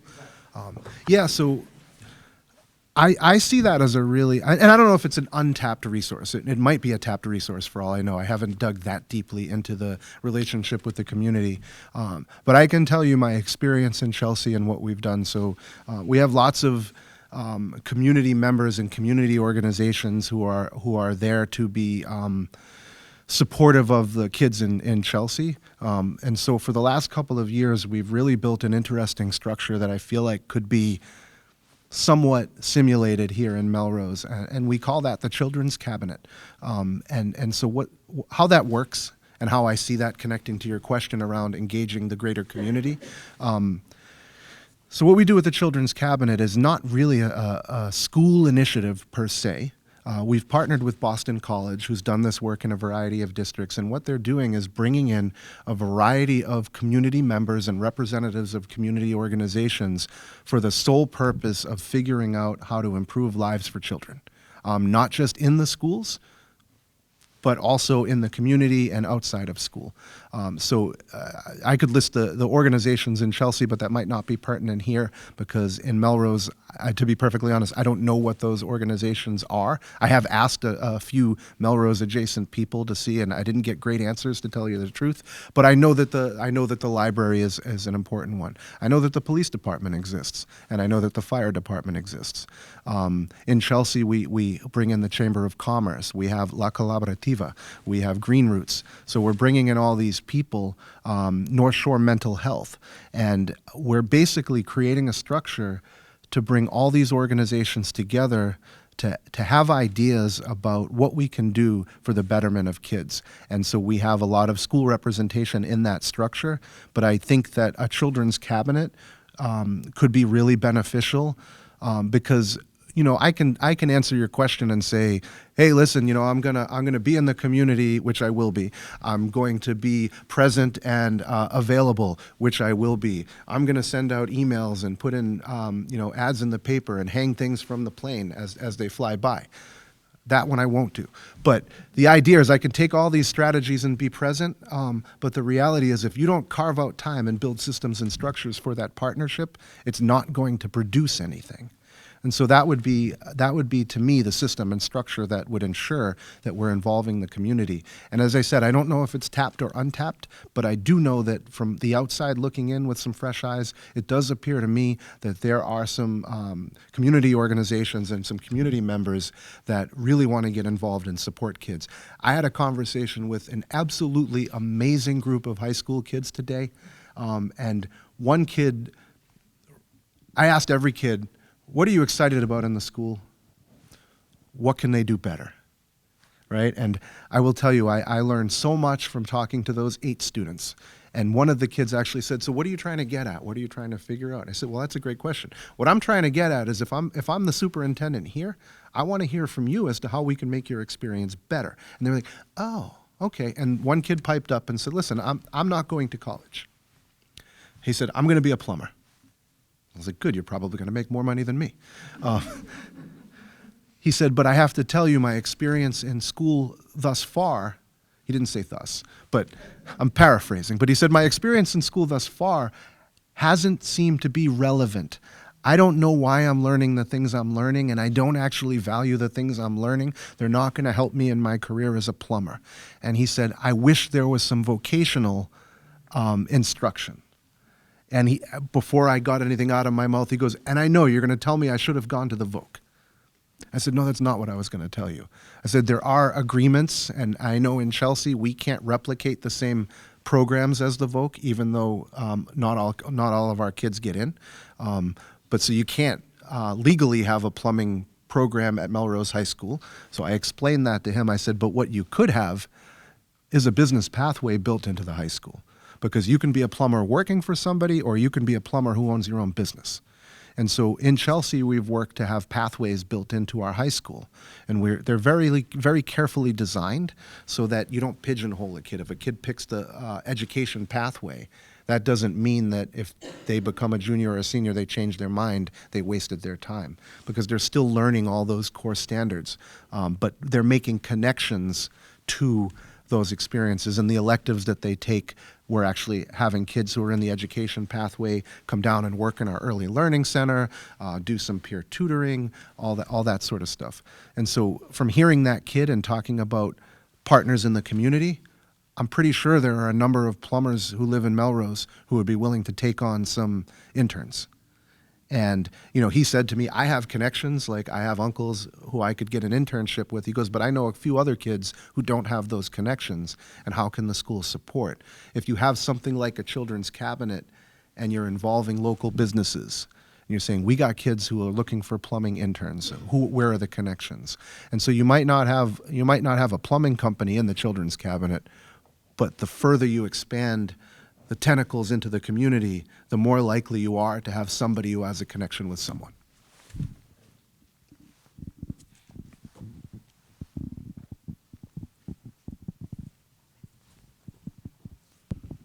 Hi, how are you? I'm good, how are you? Good. My name is Amanda Johnson. I have 2 children in the schools. I have a 7th grader and a 5th grader at Lincoln Elementary. And my question for you is, our 5th grader is doing fine. We are terrified to send him to the middle school. And he's not on an IEP, he's not on a 504, he will not qualify for any of those, but he will get lost in the shuffle. And I think with a 325 student body or per class, kids do get lost in the shuffle at middle school. And I think it's a real challenge for Melrose. As a middle school teacher and obviously administrator, how do you think about that, and how do you ensure that kids who are okay are meeting their potential and don't have to go outside of Melrose to get the education that they deserve? Yeah, that's a great question, and it's a really important question. And I can sit here and say that we're going to support all students and we're going to meet the needs of all students, but the fear is that those kids who are doing okay can tend to fall through the cracks, and we certainly don't want that. I mentioned simplification of teacher expectations, and I will tell you that I also have some simplification of what I believe are pillars in terms of what makes a good educational experience. So, and I will tell you in full disclosure, these are fully stolen from a previous leader that I used to work with. And he talked about the 3 R's, and I'm going to add a 4th. And so for me, whether I'm a school-based administrator or a district leader, and whether these are adopted pillars or these are just things that we use to operate, I believe in rigor, I believe in relevance, I believe in relationships, and I believe in respect. And all of those things actually connect to equity, but that's probably a different question.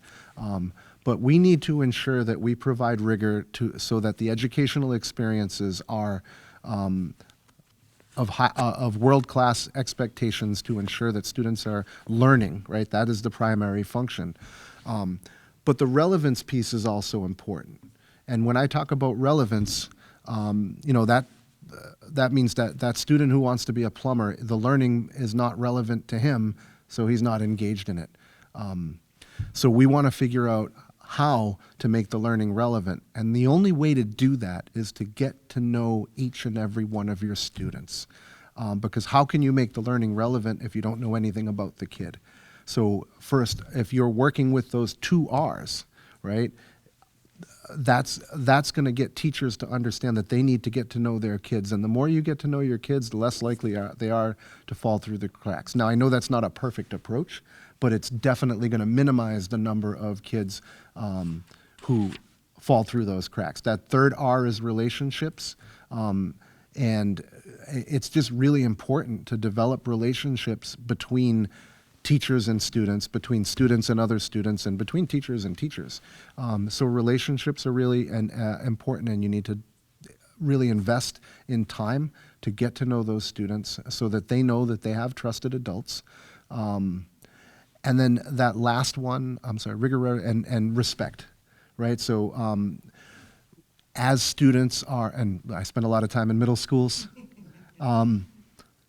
middle school students are interesting. Their brains are places that can be scary at times. I have a son who's a freshman, and it's just an interesting place. I will say that. But knowing that we preach respect doesn't mean that kids are always going to be respectful. I know my son isn't always respectful. Hopefully he's respectful to everybody else, and I'll take the arrows. But what we want is to ensure that everyone is respectful of one another, and that means students are respecting other students, teachers are respecting students, students are respecting teachers, and everyone's respecting the environment. And that is also, I think, really important to creating an environment where kids are just, happy and feel safe. And when you're happy and you feel safe, I think you're certainly less likely to fall through the cracks. I hope I answered.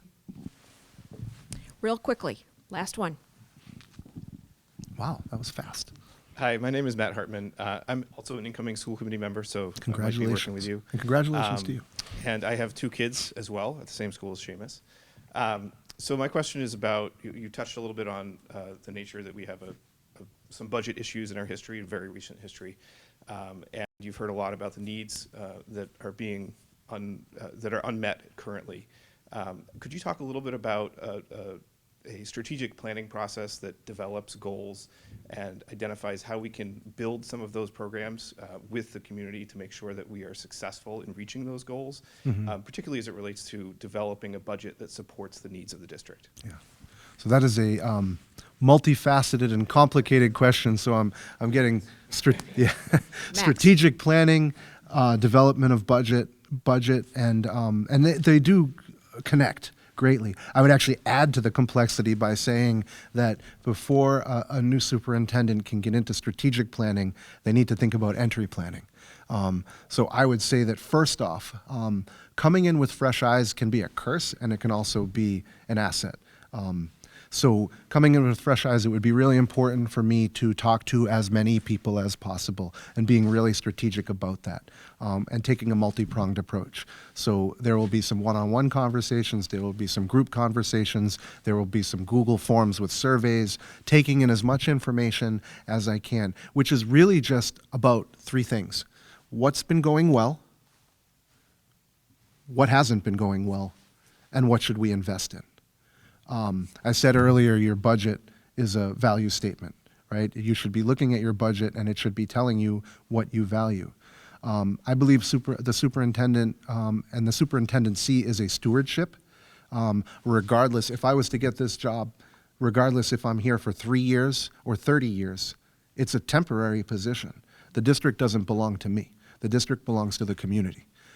So I need to make sure that as I lead, I'm representing the community and the community's needs and wants. So through that entry planning process, I come back and I say, this is what I'm hearing. I'm going to bucket things in terms of categories to say, it sounds to me like the community, the parents want this, the students are looking for this. And then what you need to do is, that's what's going to form your strategic plan, right? So now you categorize your strategic plan based on that information, right? And I'm going to assume a lot of it has to do with meeting the needs of diverse students, particularly subgroups and students with special needs. I'm going to guess that's going to pop based on our conversation here, right? Strategic use of resources is probably going to be something that's going to pop, but I don't want to assume, right? But I'm guessing those things would pop up. Those would be 2 examples. And so now you create a strategic plan that emphasizes what you heard from entry, right? And then you come back to the community and say, did I get this right? This is what I'm hearing from you. It's an iterative process. So you go back and say, this is what I have. It's a draft. I want to make sure I have it right. So now you have the strategic plan in place. That's what informs the budget, because the strategic plan represents the values, and so should the budget. Now, the tricky part is the size of the budget. That's the tricky part. And I'm not going to say I'm going to solve that here. But I am going to say that I would work to solve that with groups of people, and the groups of the correct people at the table to figure out how that happens. Now, in terms of the creating the budget, that's also a complex process, but that's very similar to the entry planning process, because what you do is you go through and you do the roadshow, right? You do a multi-pronged approach to say, okay, we're going to have Zoom meetings, we're going to have face-to-face meetings, we're going to have one-on-one conversations, we're going to send out Google Forms. What do we want to invest in? It's the same thing, right? And so now building that budget, you come back and you say, based on what we heard, here's my draft budget, community. Here's what we have in place. Did we get it right? What's the feedback? I think it's really important to be transparent about that from the onset. So that means that and now we're getting into a little bit of logistics, but the actual document that's created has to be comprehensible for the general public and the layperson. So it has to be clear what the values are. So for people who have the ability to dive line by line, they can do that. For people who want to read it in text form, they can do that. And ultimately when you do it that way, now you have a budget that not everyone's going to agree with every single line, but at least everyone's had a part of the process so that it's created with everyone in mind. Thank you so much. And that gives you about 30 seconds for some closing remarks, if you would, please. All right. Thank you very much. I really appreciate you all coming out. I do feel strongly that I am the best candidate here. I am extremely confident that if I'm selected in this role, I will be a very effective, I can't say I'll be the best superintendent in the state, but I will tell you that I will be a strong and effective superintendent that will be fair, that will be ubiquitous and visible to the community. And I will also understand that it's really important for me to get the input from all of the stakeholders. I put students first, and while I'm not a politician, right, I am willing to fight for students and do what needs to be done in order to make things work so that students at Melrose get what they need. And my last thought, and this is really sort of my platform in my campaign here, and I didn't even mention it once, I will tell you that I believe that Melrose Public Schools has the potential to be a world-class public school district. I do. I believe, and that takes everyone to be involved in that. I believe we have a community that's passionate, and really the work is to get people together. We know we have people on the other side of the aisle, but I think as adults in the community, we need to model how we can put people who have differing points of views in the same room and figure out a way to compromise, because I'll tell you, our kids are watching us. Right? Our kids are seeing how adults are behaving. Our kids are seeing how adults are disagreeing and villainizing people who have differing points of view. So I think it's really important to model that for our kids, to say, even if somebody has a political view that might be different than me, that doesn't mean that we can't sit at a table and be professional. And so with that, I think if you can get through that, we're going to bring people together. And if we're able to make that happen, that, to me, is the linchpin here in making Melrose Public Schools a world-class school district. I thank you all very much.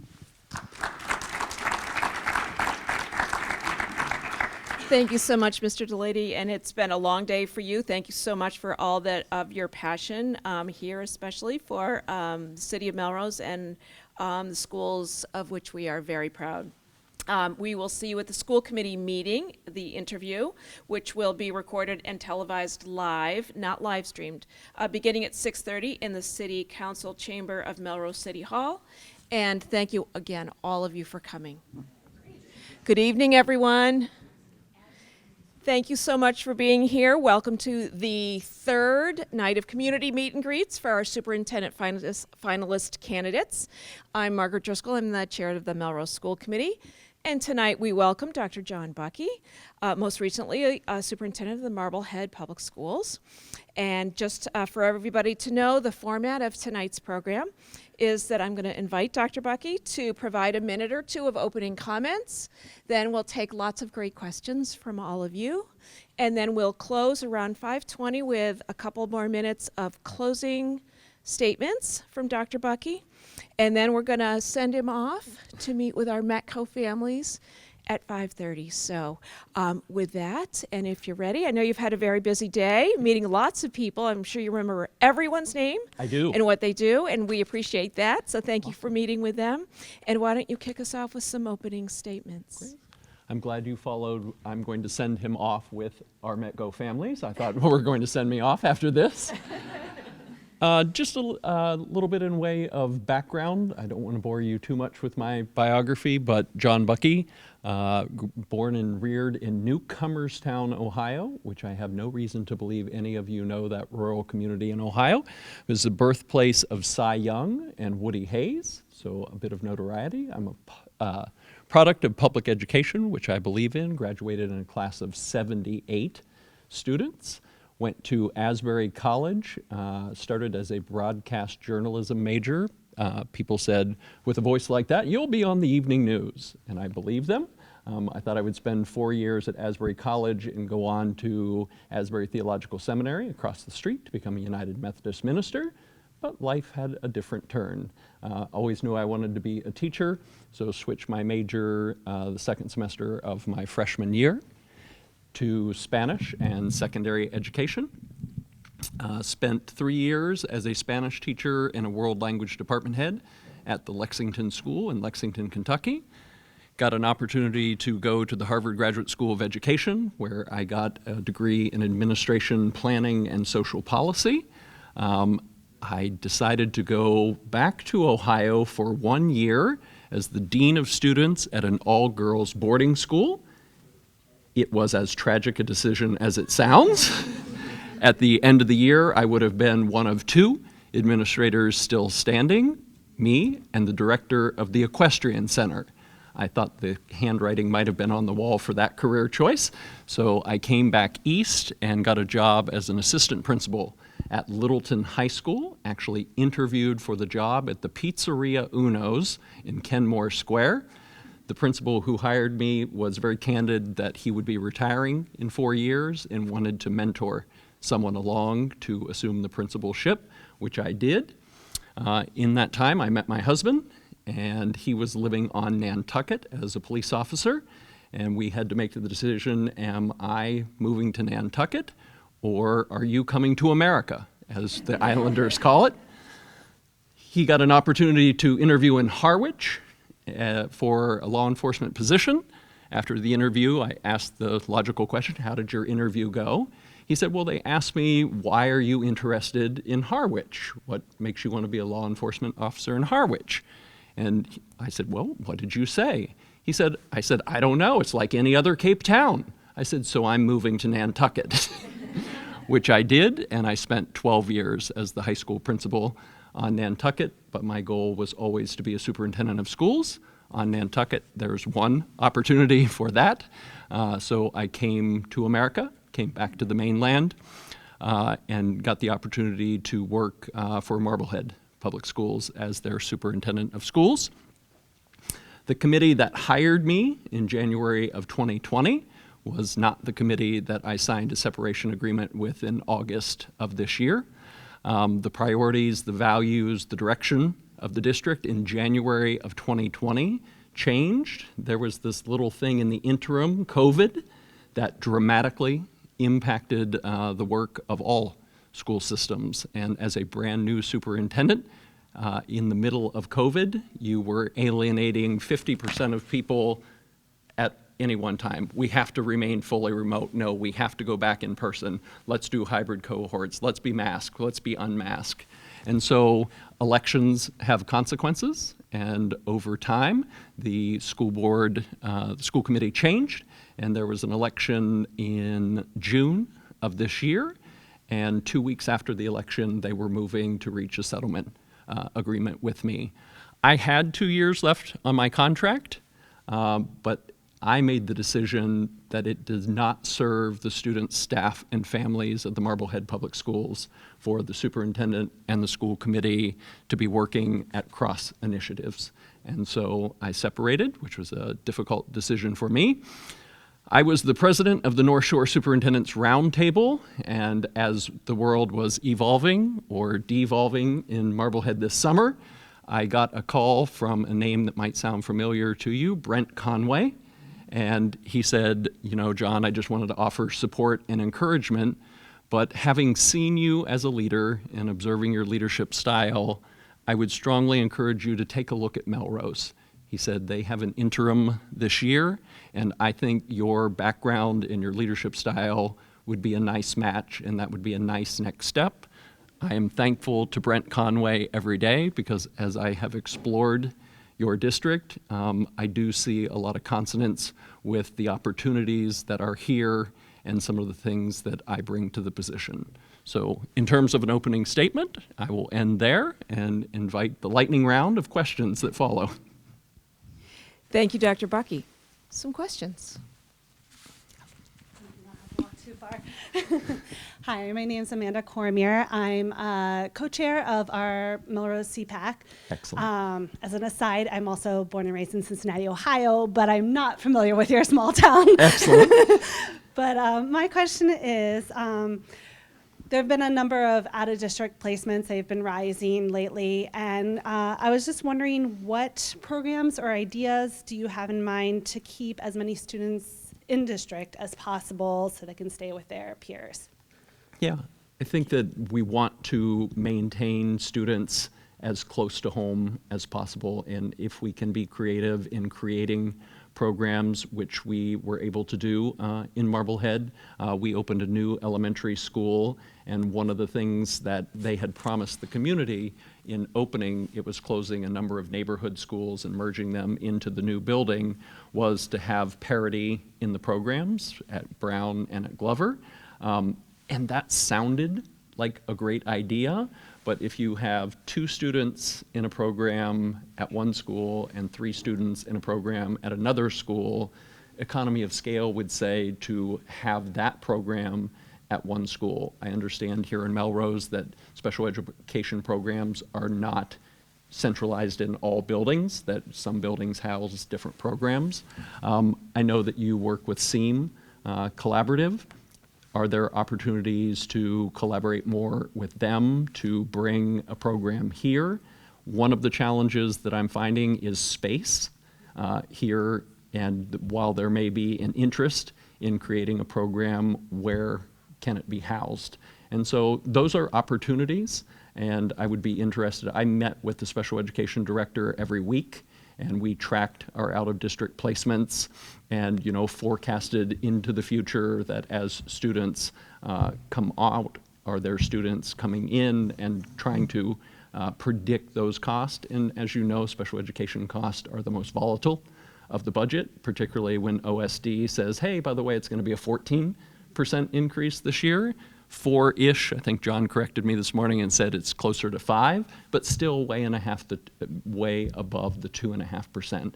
I think I'm fond of saying the smartest person in the room is the room, and having met with some of our administrators today, I think something came out of the luncheon today where an elementary teacher had an idea for special education programming at one of our schools. So I'd be interested in working with the team to see where we could develop programs in order to keep students in district.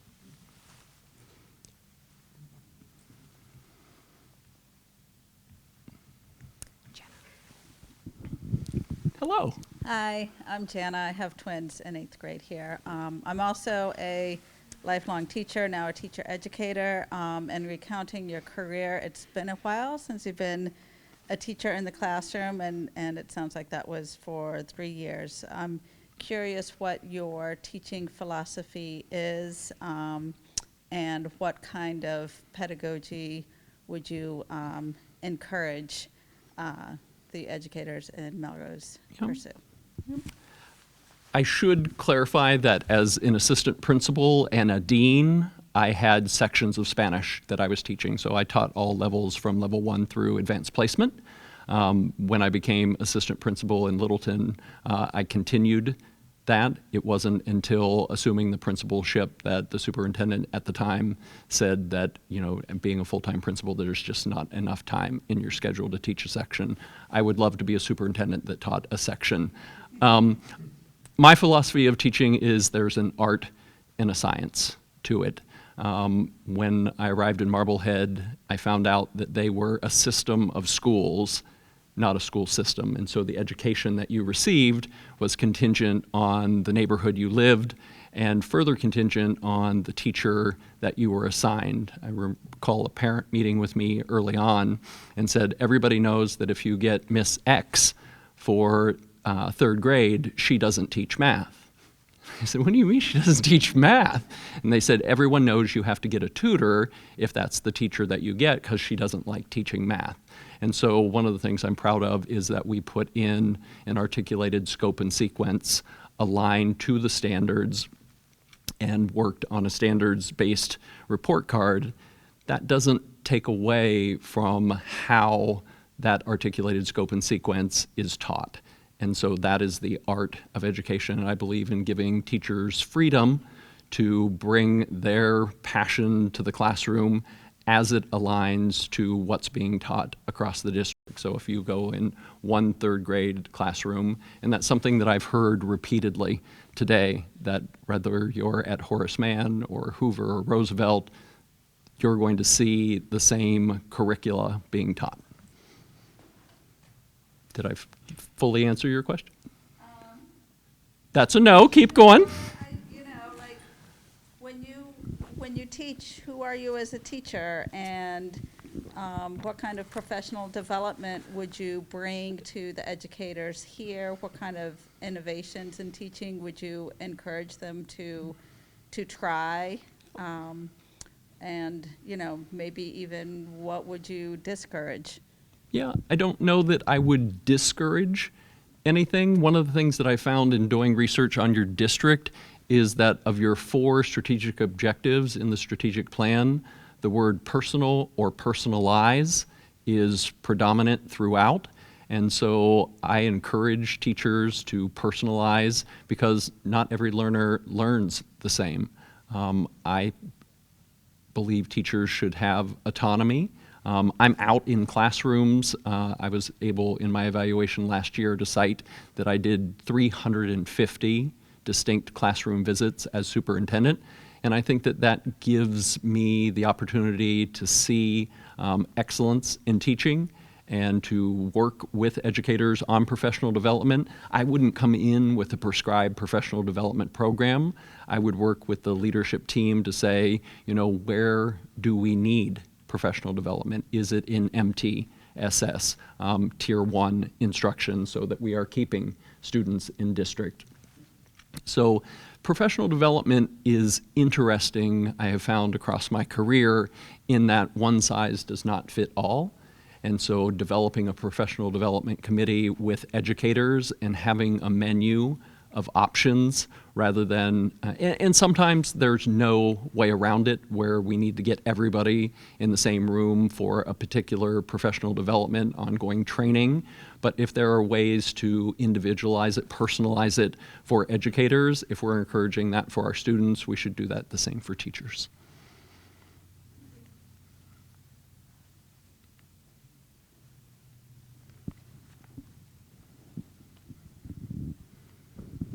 Hi, Doctor. I'm Paul Broder. I'm the mayor for at least a little bit while longer. It occurs to me as we do these interviews that in this particular room with Dr. Driscoll, the former superintendent, and all kind of staring down at you, that's got to be. I hope it's a little bit intimidating. He's quite a track record and has made quite an impact here across not just education but a lot of other things. And I've asked this to the other candidates in this forum, how do you see your role in the school system interacting with the community at large? Is there your customers are the students, and by obvious connection, parents, but to a certain degree, you serve and need to have the support of the entire community to be the most effective leader you can be. How does that work for you? Excellent question, and no, because I had the distinct pleasure of being at the Wayside Inn. They had a principals group, and he was nice enough as commissioner to come and sit with a group of principals at the Wayside Inn. For me, the role of the superintendent is to know the schools well in order for the schools to be well known. And the only way that I can accomplish that is being out and visible and accessible. A parent joked that Dr. Buckey would show up at the opening of an envelope. And so I am in attendance at Best part of my day today was the half an hour, and we extended it to about 45 minutes, with 6 Melrose High School students. Open, candid, honest, accomplished.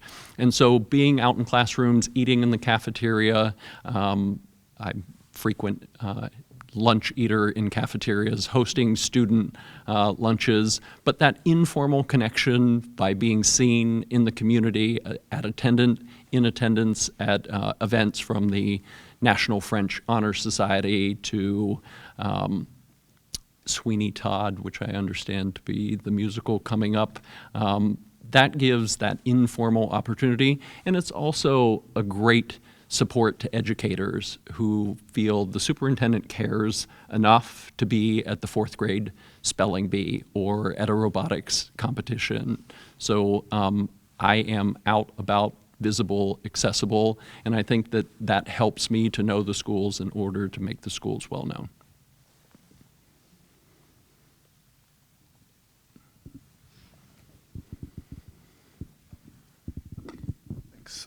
To the mayor's point, I have a daughter. She's a senior.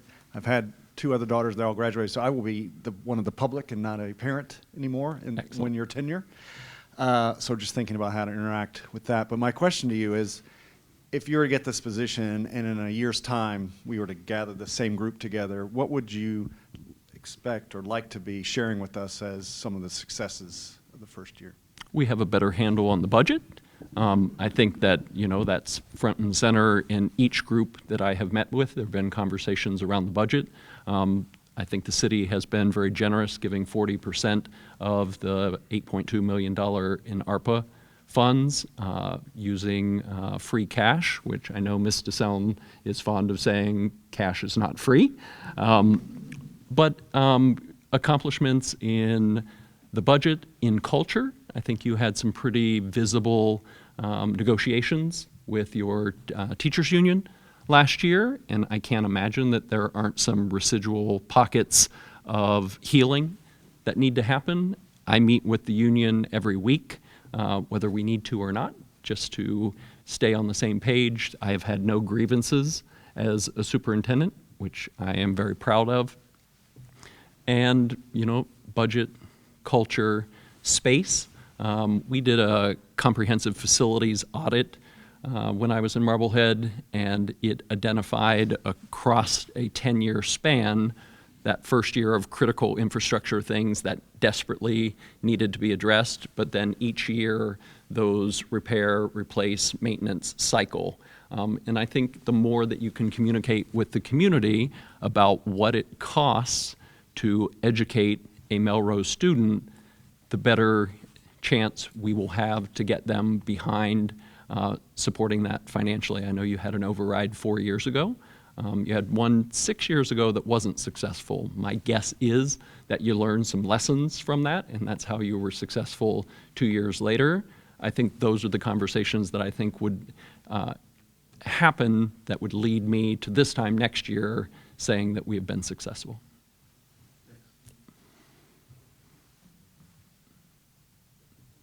I'm practicing being a middle school teacher. I can wait. I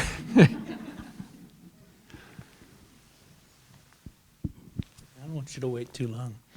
Hi, Dr. Buckey. I'm on the steering committee for our Friends of Metco group and the racial justice group in town, and I was on the search committee. Yes, you met you were. earlier. There's a certain part of our community, as there is in every, that has a knee-jerk reaction to what they think of as controversial, and the fact that you left Marblehead with a contract situation. I would like for you to talk a little bit about that. And I guess in my view, a certain amount of controversy is a mark of somebody often standing up for something that's right. My understanding is some of what happened up there had to do around your vision of diversity, equity, inclusion work. Can you talk about that vision and about how you stand up for that work? I think that I will say that the direction and values of the district changed from when I was hired. And I don't think that there's any one reason. We had an override that did not pass, And so some would point to the override not passing. The DEI work was and is important to me. I'm not a superintendent that will horse trade my values for political expediency. And so, as I said, elections have consequences, and I think some of the DEI work was perhaps part of the override not passing, but there is never just one factor. And I believe the work that I was hired to do, we were doing. We had put in place a new math curriculum because math curriculum was 20 years old and no longer supported by the publisher. We did not have a literacy curriculum. I was actually walking around with a building principal in July of 2020, and I said, "What is our literacy curriculum?" And she goes, "I have no idea." And I was horrified, but to her credit, she was right because there wasn't one. And so teachers did not have a scope and sequence to follow. We didn't have an assessment system in place. I know that we put iReady in, which I know that Melrose has in place.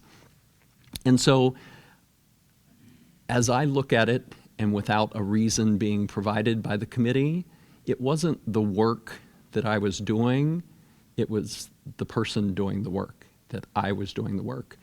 And you can't work around that. And so that was part of my decision-making, that staying when clearly our values and our priorities were different, it was best to move on.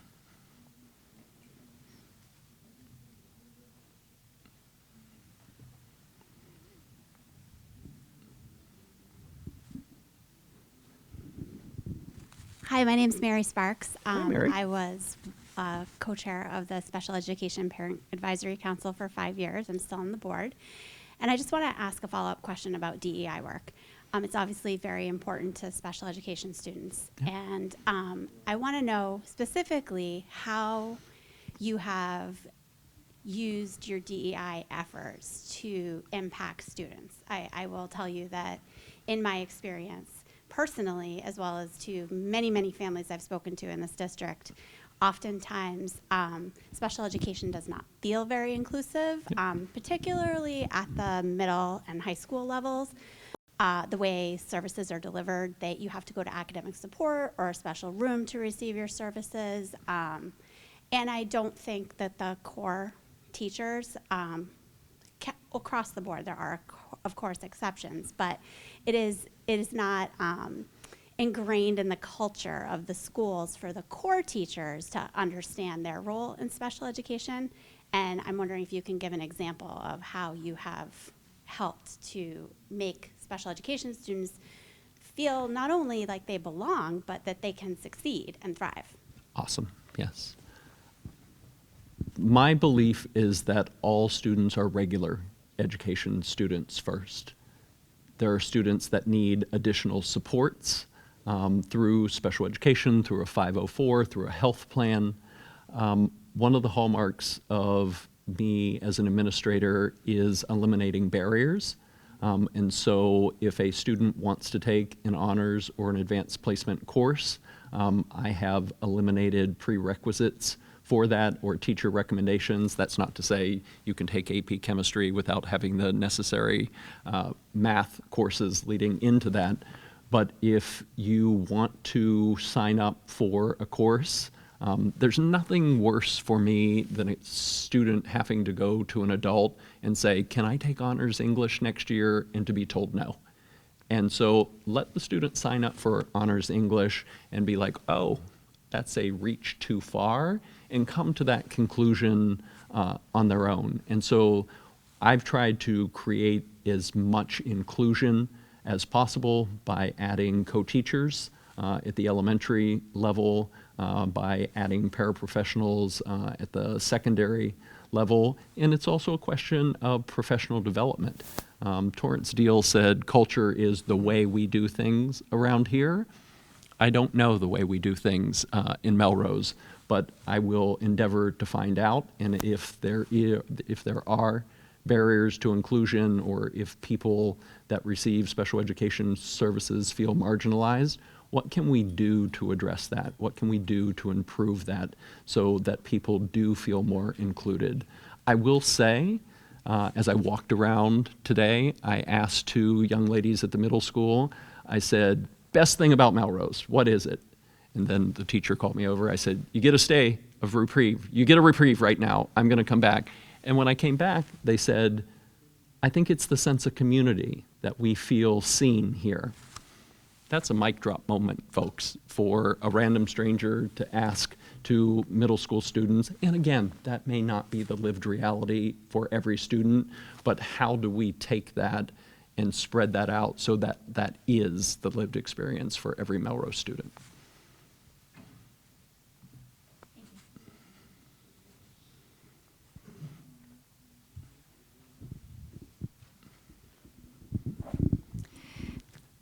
I have many questions. I'm going to start with one, and then I'll pass. I'm Andrea. I've been in Melrose about 7 years, parent of a 9th grader who's out of district, also on the Friends of Metco and Racial Justice Coalition. Seems to me a lot of being a superintendent, I have not been a superintendent, but it seems like a lot of the role is orchestrating people to achieve your vision. So could you speak to your approach to organizing your central office team?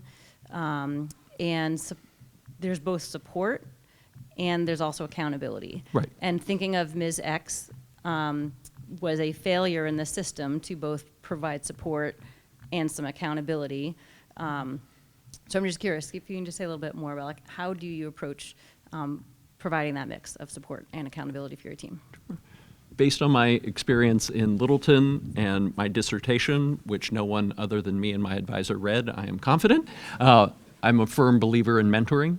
So 2 of the administrators, while I was in Marblehead, have achieved their dream of becoming a superintendent of schools. So Dan Bauer, the high school principal, went on to become superintendent in Melrose, in Danvers, and Nan Murphy is in Dedham.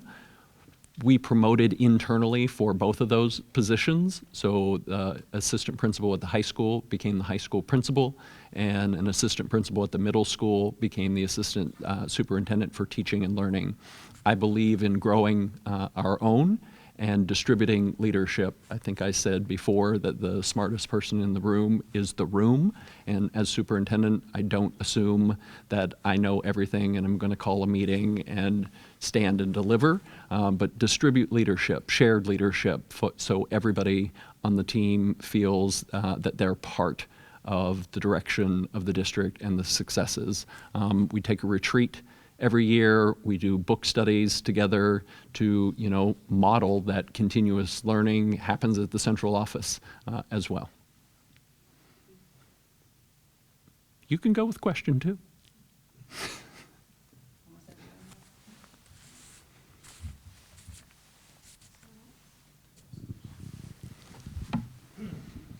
Hi, my name is Matt Hartman. I'm a parent of a 1st and a 3rd grader, as well as an incoming school committee member, so I might be working with you in the future. Excellent. You mentioned a little bit about some override needs in Marblehead. Yep. We've obviously had that here in Melrose in the past. We've had significant budget issues. You're hearing about the needs of special education students and the families involved. Could you talk a little bit about developing, perhaps a strategic plan for addressing those types of issues in this district, how you would bring that to the community, how you would close information gaps as they surround a budget issue, and how you would all kind of keep that moving forward as you're running the schools every day? Yeah, great questions, layered in there. Maybe some lessons learned from your experience in Marblehead. Sure. In Marblehead, we did not have a strategic plan, so we developed a 5-year strategic plan using the Department of Elementary and Secondary Education model called Plan for Success. And we had 22 members of a steering committee that got trained and then went out into the community and did focus groups on where do you want to see the Marblehead Public Schools in 5 years. And so we developed 5 strategic objectives that had strategic initiatives under them, which each had a budget driver, so that the community could see in year 1, these are the things that we would like to accomplish, and these are the costs associated with it, and these will be the people responsible for it, and these would be indicators of success. in terms of the budget here in Melrose, I've watched a lot of your school committee meetings and a lot of your online meetings as well around the budget. Spoiler alert, that's what I do for fun. I watch Melrose School Committee meetings. Who needs Netflix when there's MMTV? So I feel like I have a good sense. What I'm finding is you're 95 to 96% residential, which leaves a very small margin for new growth. And, you know, Amazon is not likely to move in, whether we think that's a good thing or a bad thing. So how do we address the structural deficit that we find ourselves with? And I think that we'll be here for the next 3 to 5 years. And how do we make that case to the community? Because what does it cost? And we had the same issue in Marblehead. What does it cost to educate a Melrose student? And the city picks up some of that. You have nurses and I believe custodians, and then you also have shared IT and other, and so the costs aren't clear. And so how do you make the case to a community? From being here today and listening to people, they feel rather lean in that each person feels like they're doing a job and a half. And so how do we, in not being able to meet our current reality, budget for a future reality in a district where enrollment is increasing and space is not? And so, you know, I don't think there are a shortage of challenges here, but I think there are tremendous opportunities. Where I think we get bogged down is when we see it as a game to be played or a battle to be won, that somebody needs to be a winner in this as opposed to a problem to be solved, where we can all roll up our sleeves, have a wealth of ideas, and come up with solutions. I think gone are the days where we have unanimous decision-making, but if we can get consensus around the best ways to address the challenges with the budget, address special education questions, and I never want to build a budget in an us-them mentality where we're blaming any particular group for the budget. Special education is always going to be the most volatile part of our budget. And, you know, transportation for special education, nobody knew that that would go up as astronomically as it did. But it's an opportunity. It's a challenge for us to meet together, and it shouldn't be regular ed versus special ed.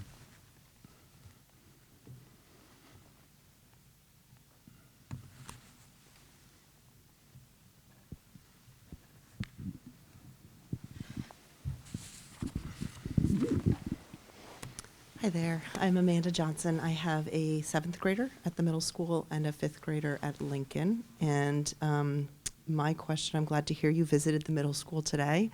My question is around the middle school in particular. Obviously, a very challenging life stage for those individuals and their families, but also based on our experience, challenging educationally as well. And to be honest, I'm not thrilled to send my younger child there next year. And I don't attribute that to any one individual or individuals. And I guess this is why I asked the question. What systemic things have you done as a superintendent to improve educational outcomes in a middle school setting? Yep. I think that's a great question. I'm coming from Marblehead, where our middle school was only 7 and 8. And so our intermediate school was 4, 5, and 6. And so they had a team model that worked very, very well. Our middle school was just named in the top 30 in the Commonwealth. Exceptional leadership, dedicated faculty, but also using data to inform the decisions that they were making. And scheduling plays a huge role in the middle school experience. And schedules are complex, and you share space with the high school, and you share some personnel with the high school, which presents challenges and opportunities for students to be able to, middle school students to come to the high school to take a math course or to participate in accelerated learning opportunities or in the fine, applied, and performing arts. So I would want to look at the middle school schedule with the middle school staff and see if we could, to coin my former superintendent, build a better mousetrap. Where is it that the system is not serving us well? And I think scheduling and using data influence student outcomes, and I think we saw that in Marblehead with our most recent standardized test scores.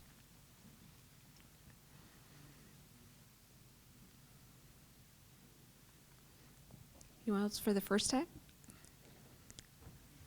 Last call.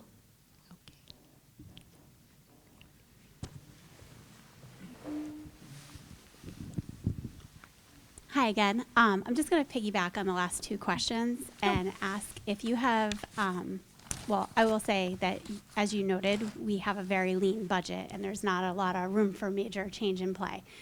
And like, I too am experiencing some difficulties as a middle school parent right now. And I likewise don't blame the building leaders. I think they're trying really, really hard.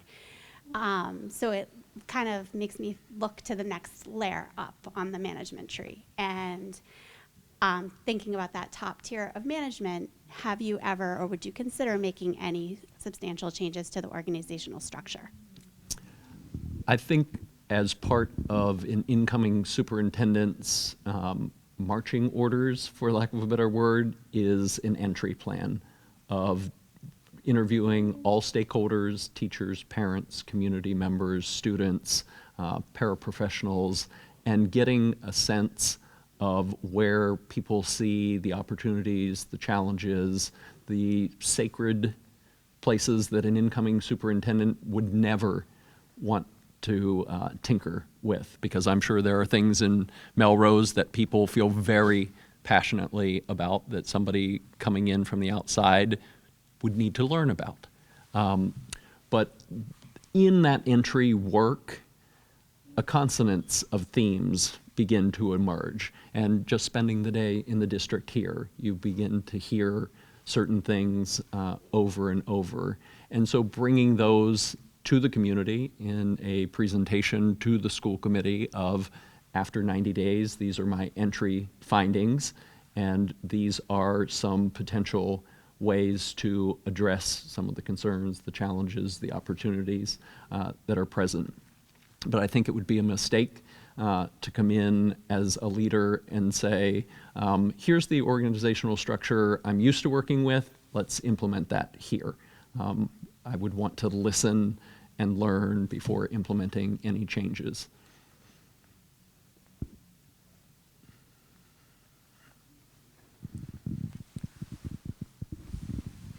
Hello again. Hello again. I'm also a data geek. So in the aggregate, the Melrose data looks great, above the state in a lot of ways.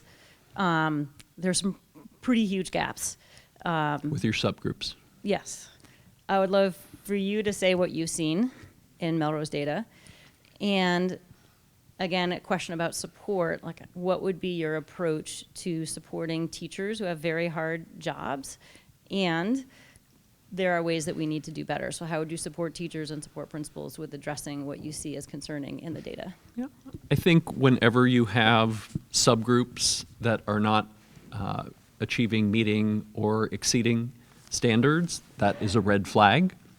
And so I don't want to identify any particular discipline or grade level. I think the data is out there for public consumption. But with iReady, did this come as a surprise to us?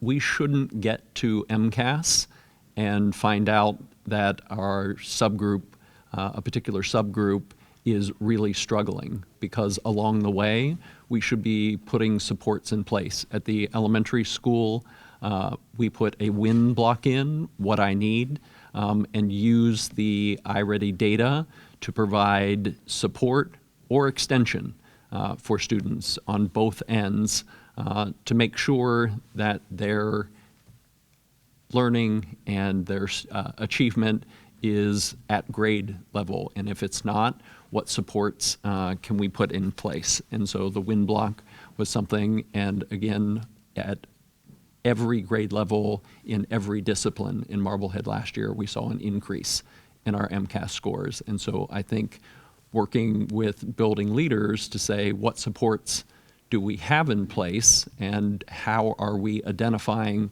along the way so that when MCAS data comes out, we're not surprised.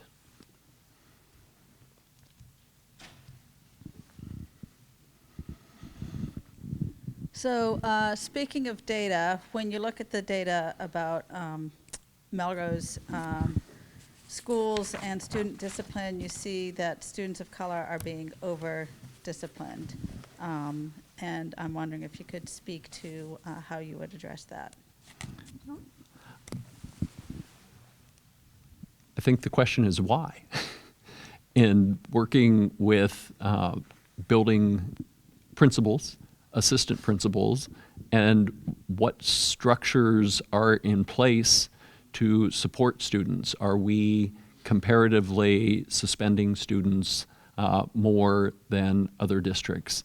What do we have in place other than suspension, detention? Are there restorative justice practices in place? Do we provide professional development to our leaders and our teachers? What accountability measures are we putting in place for people who are perhaps repeatedly identifying students for discipline? Are there specific individuals that seem to always send certain students to the office, and what are those students' backgrounds and education? And so I think that's where data, somebody said they were a data geek, so I mean, that's where using your data to educate without bringing it to people's attention, it's not going to change. And so working with the leadership team on how are we addressing discrepancies in student discipline.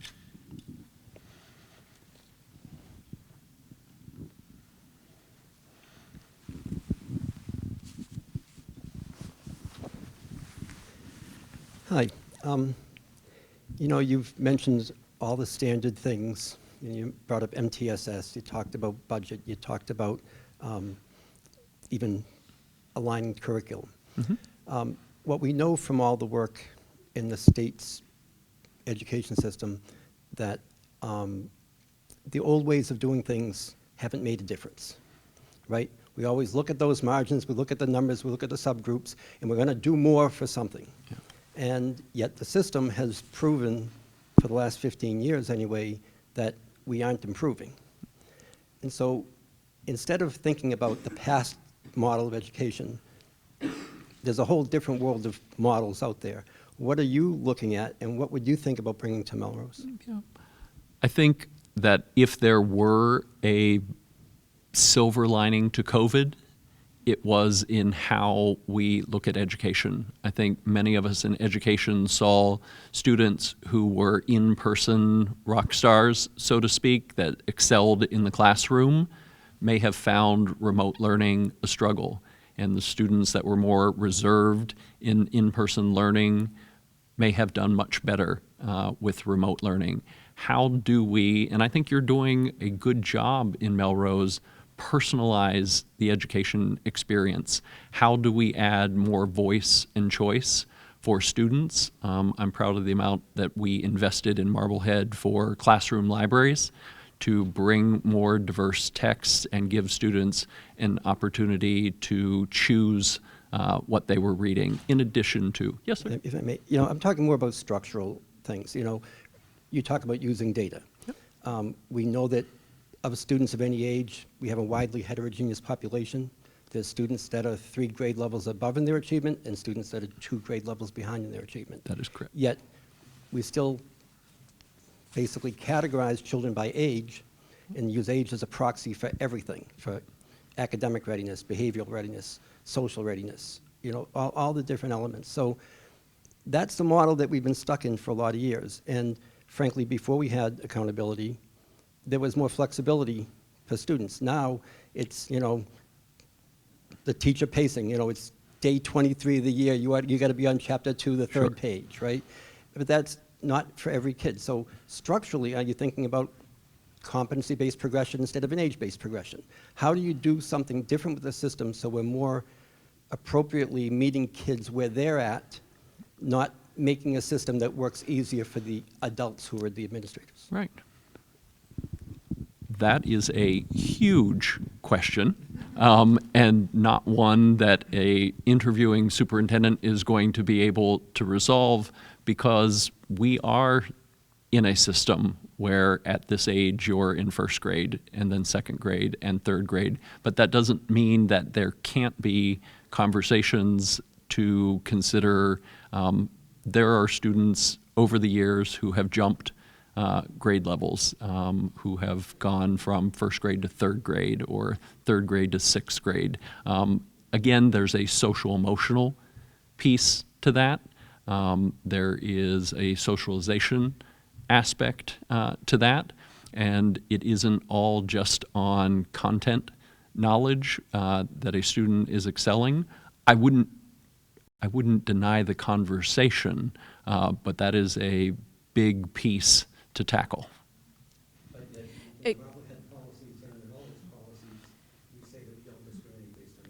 Correct. Other questions? We have time for one more lightning round question. 1 minute question, 1 minute answer. Nobody's used lightning, so it's good so far.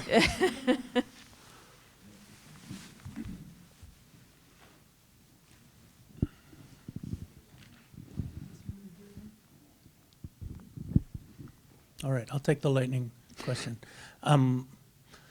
So my friend Jerry and I have different perspectives on some of these issues, I think, but I'm going to piggyback on that from the point of view of there's the data pieces, and discipline is something that we see hard data on along racial lines.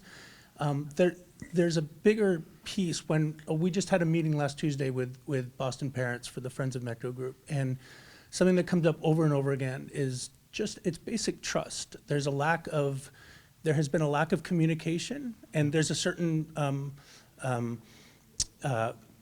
people step up in Boston and say that part of this is on us, that we haven't shown up enough to sometimes when there's opportunities, but there's also a feeling that there hasn't been enough communication. There are incidents that loom very large. The N-word comes up over and over and over again in these conversations, and I think most Melrose residents would be very surprised to hear how often it comes up. And to my ears, a lot of this has to do with trust. I have an LGBTQ student. We had a harassment issue this year. I went through the frustrations of being a parent with the limitations of how much you can learn, but I have a certain amount of trust with our administrators that when they say we're looking into this and we take it seriously, I believe them. That's missing in relationships with some of our populations here. How do you build a culture of trust and, frankly, start to rebuild something that hasn't existed here? Well, I think you walk the walk beyond just talking the talk, and trust is built over time and destroyed in an instant. So when I arrived in Marblehead, we were struggling with the METCO program. We are the furthest METCO district, and so I decided that I would ride the bus in with our students. So I drove into Boston at 3 a.m. To get on a bus at 5:45. We brought a school committee meeting to the METCO headquarters in Boston. We had a family dinner prior to that with our METCO families to listen and to hear about the experience. And what you're describing was not altogether different than what our METCO students in Marblehead were, scheduling meetings that were inaccessible for families to make it out from Boston to a 5 o'clock meeting when they work until 5 o'clock. And so I think it is listening, learning, and then acting.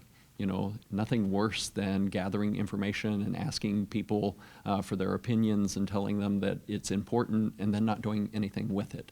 I did a weekly superintendent update letter so that they were hearing from me and also hearing about the great things that are happening in the school, and then opportunities as well. I did a monthly superintendent coffee.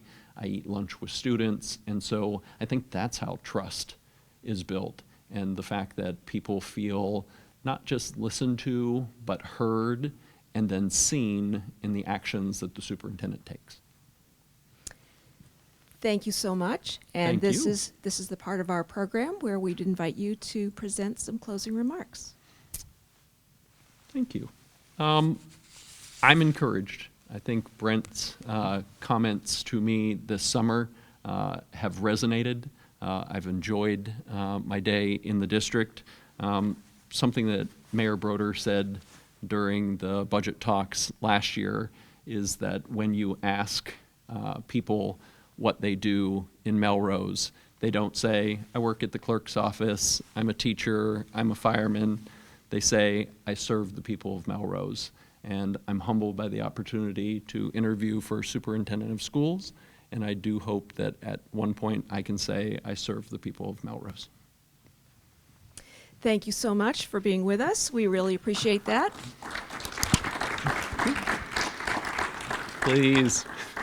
And we appreciate everyone who is here tonight. Yes, thank and you I for would coming. say that we, in particular, thank you for listening to our students and our families and our school community, and for your passion for education here in Melrose.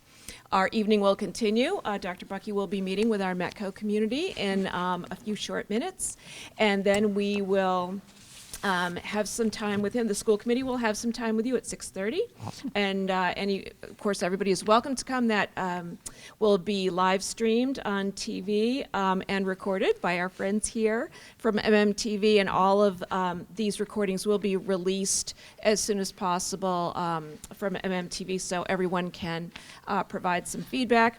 We will have a survey that will go out probably tomorrow, so watch for that. And we are looking for opinions and ideas and feedback, so we welcome that. And again, we thank you, and we will see you at 6:30.